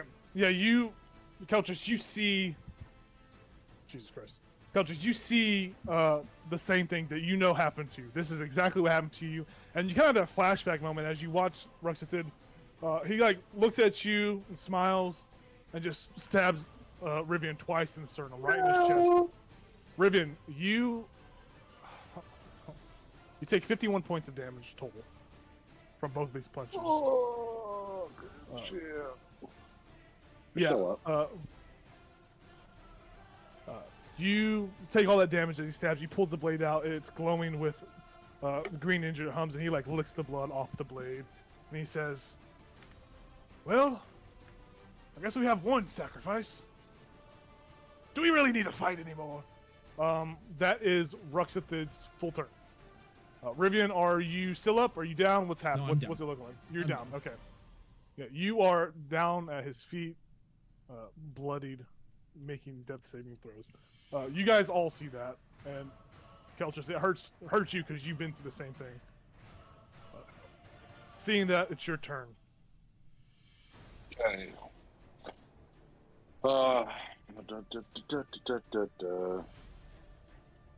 I will say one thing. I'm gonna be a bit of an asshole right now, but Rivian, I need you to make a strength, just a plain strength throw right now. You were holding the wand of fireballs, were you not? When you casted that fireball spell, this determines whether or not you let go of the wand of fireball as you drop. I automatically fell anything, strength wise, Do you? because I'm stunned. Okay. The wand of fireballs, it's gonna land next to the lava. It's on the ground right here. Vara, you see it teeter-tottering between the lava and the stone. And you think that if you let that go left untouched or unsaved, it will fall into the lava and it will explode. The one fireball will, when destroyed, does explode and use all of its charges. Oh lord. Fuck. You see Yeah, that we as should a go- ticking time bomb. That's what you see over there. Yeah. Nonetheless, Keltris, it's your turn. Okay, I'm gonna say my decision is to kill you. And bonus action again, Hunter's Mark. Okay.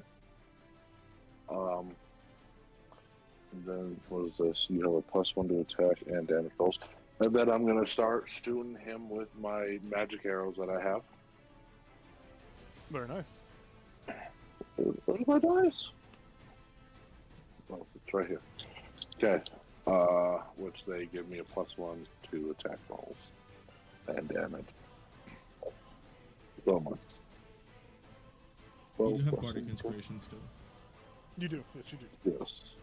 This is a D10 now? 8. Okay, D8. Still an 8. I think it's next level. It's Okay, D8. I'm gonna add it because I rolled shit. So, does a 12 hit him? 12 does not hit him, no. Son of a bitch. Okay, I'm gonna do it one more time. So get to.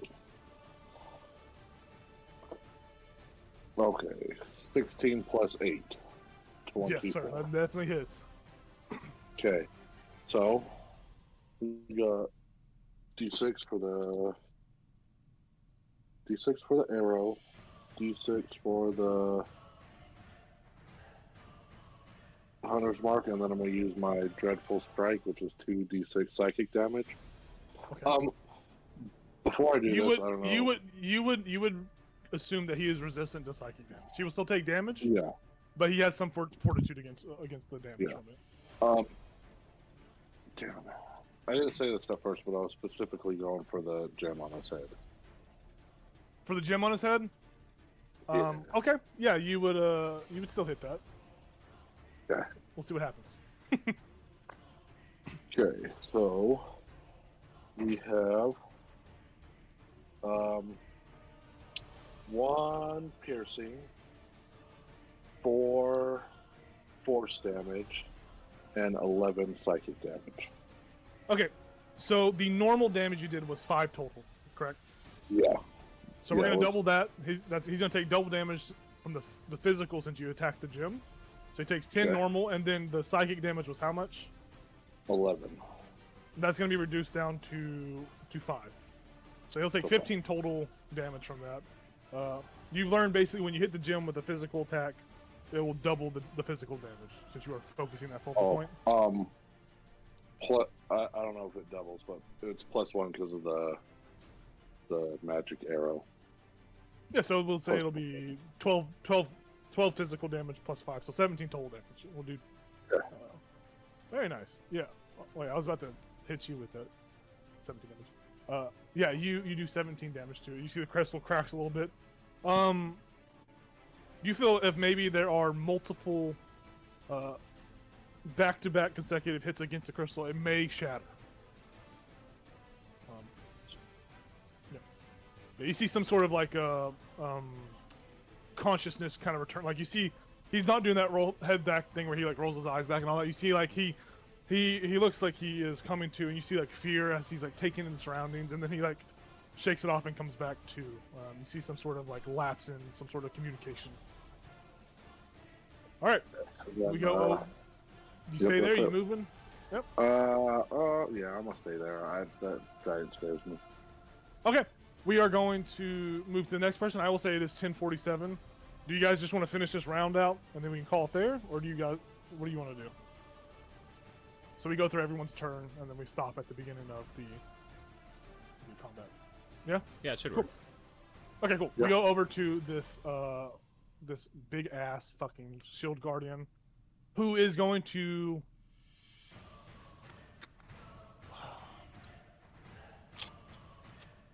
cast Phantasmal Killer on Baz. It's gonna use this. It's gonna use the stored spell and try to cast Phantasmal Killer on you. So you need to make a DC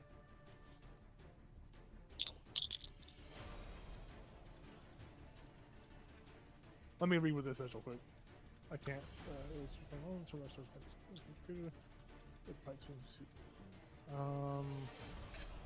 I don't know what its DC would be. It doesn't state. I'm pretty sure it's whatever Ruxithids would have been.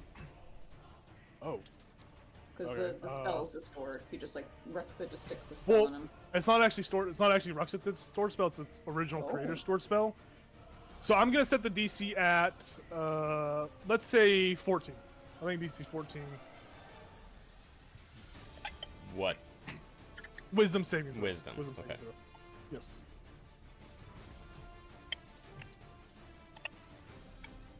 Uh, 9 plus 5, 14. Exactly. You beat it.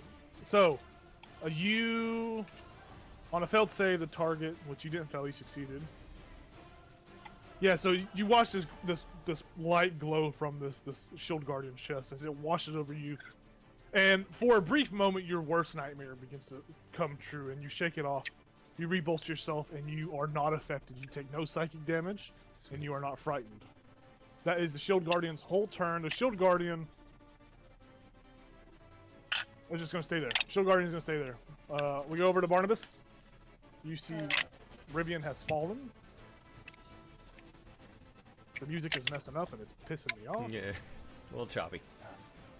I'll do a level 3 Scorching Ray at Ruxithid. Okay.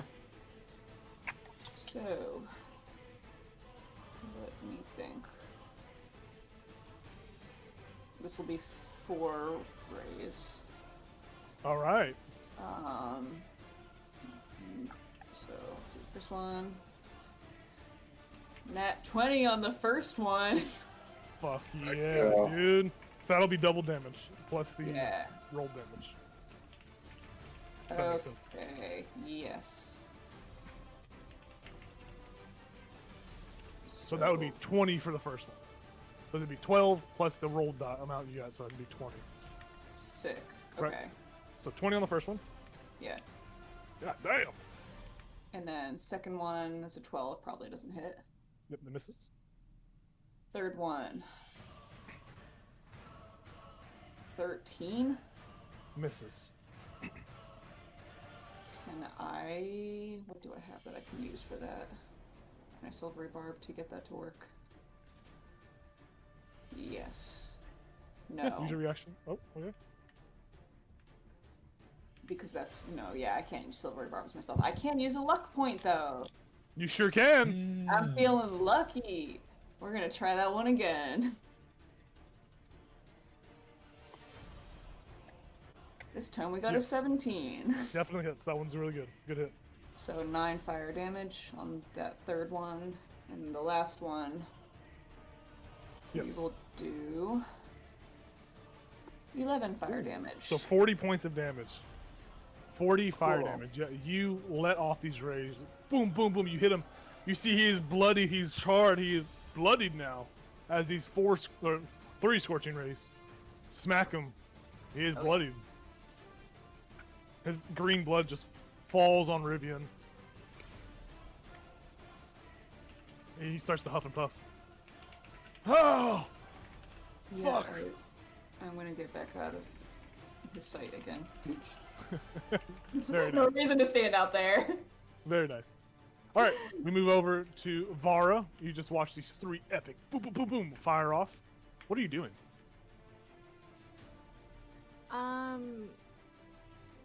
Quick question. Okay, Is giving a healing potion a bonus action? it is a bonus action. I believe. Let me look up the rule. Hold on. I'm pretty sure it is a bonus action. Dun, dun, dun, dun, dun, dun, dun. Where is it at? Healing.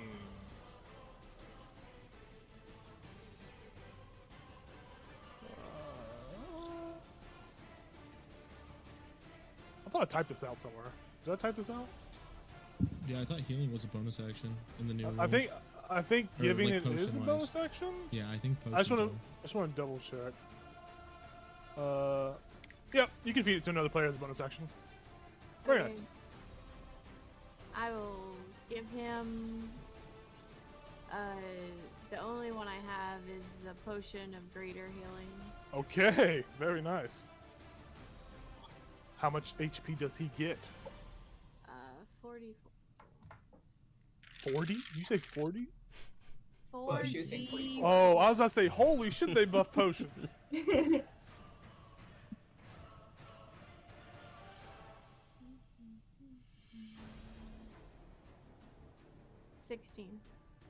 16 HP.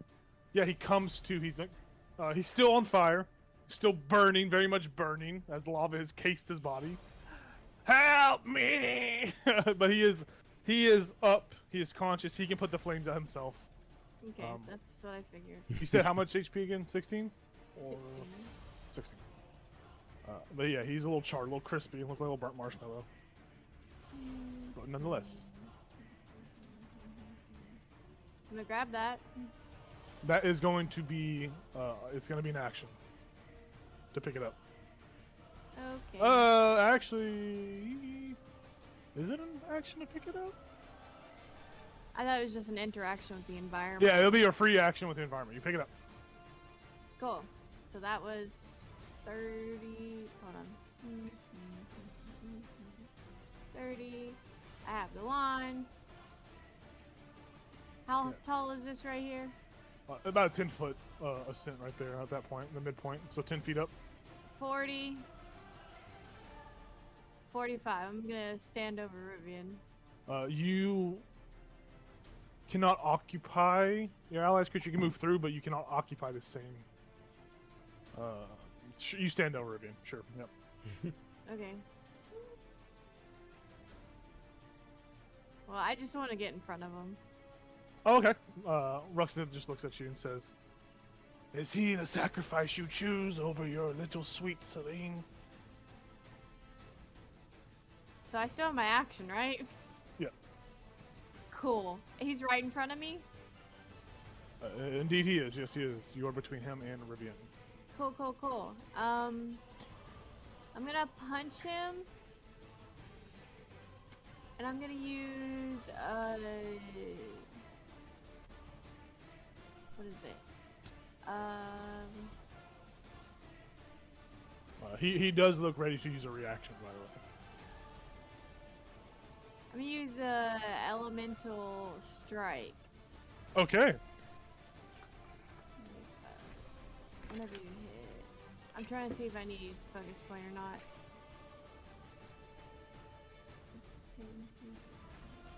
It doesn't say, but it also doesn't say on Step of the Wind. I'm gonna assume it's I have to use focus point. Okay.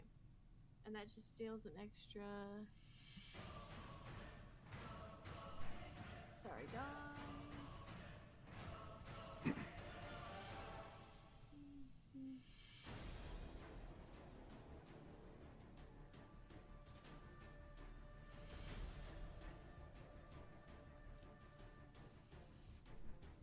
Oh, there it is, right in front of me. Okay. Let me see. I can hit him first. That wasn't good, guys. Where is it? That's only 15. That's exactly his AC. But he's going to use his reaction. I need you to make a wisdom saving throw.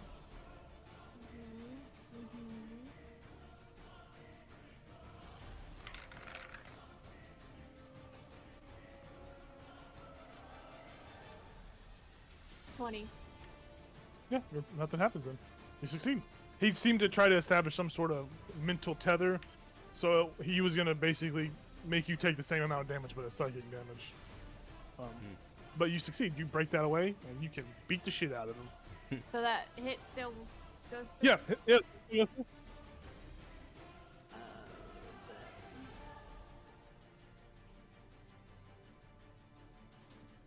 He just gulps. Go. Well, I didn't roll very well. 1, 3, and then the strike. Another.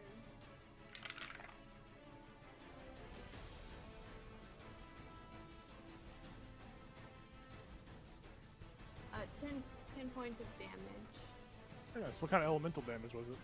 I'm gonna do lightning. Yeah, it starts to jolt with electricity as you punch him. His gemstone just glows from the green to like a white, hot white from the electricity. And then I'll take my second unarmed strike. Okay. Just kidding. 11. It misses, sadly. Okay. Then I believe that's everything. Okay. We move over to Baz. Baz, the big old snake that is him. What you Baz goes 5, 10, 15, Little snake. 20, 25. He's like massive Swallow snake ribbon. trying to slither up stairs. I'm going to. That's terrifying. It makes me think of a Chamber of Secrets. Yeah. Nagini? Yeah. No, I'm thinking of the basilisk slithering out of the snake, Oh, out of the statue. yeah. It just makes me think of him sliding with it. 3rd level Cure Wounds, Okay. which I can cast when I'm in my ammo form. You just swallow him and spit him back up.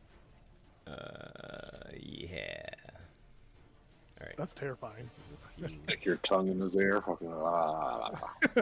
I'm a slippery little snake. Here, I'm not. Oh, snake. I'm gonna cast this, or I'm gonna roll it on the computer Ding, ding, ding. because it's 68, and I just don't want to math right now. That's a lot. Yeah, that's a lot of D8. Oh, damn. 60. God dang, dude. So 22 plus 5, so you get 27 back. Nice. Very nice. Sweet. And I don't think I can do anything as a bonus action in this form. So how far did I move? Not that I can really move anywhere as this giant snake anyway, unless I start slithering over this Jumping. statue. I'll do that. I'll be like halfway up the statue and just staring down at the dude. All right. Very nice. I like it. It's terrifying. Well, the statue would be the shield guardian. Oh, That's the shield guardian that came to life. oh, I gotcha. um, So it's not actually there then. We'll say there's a stone pillar there. You can slither up it. Oh, Yeah, there's a little stone pillar. Sildar's turn. Ah, I hate you! Has a full Anakin moment. He crawls, stands up, Obi-Wan. makes his way to Celine. Some of his flesh is charred, but he's alive. Puts the fire out. Rivian, you are prone. You see Vara is in melee combat above you, protecting Am I still you. stunned? You would no longer be stunned. You are no longer stunned. Yay. That's good to know. I'm gonna stand up. Wait. Did he attack you this round? That was this round. It says until the start of his next turn, but I think you went down. You would come back up. You are healed. I don't think you're stunned. I'm gonna say you're not stunned. Okay. Sweet. I'm gonna stand up and I'm just gonna move here. Very nice. It would be difficult movement to move through him, but you can move through Var. So it would be 10 feet of movement to get through him. That's 25 right there. Okay. Because it's 15 to stand up and then an extra. Yes. And then I'm gonna start kicking him. I'm gonna start laying it on him.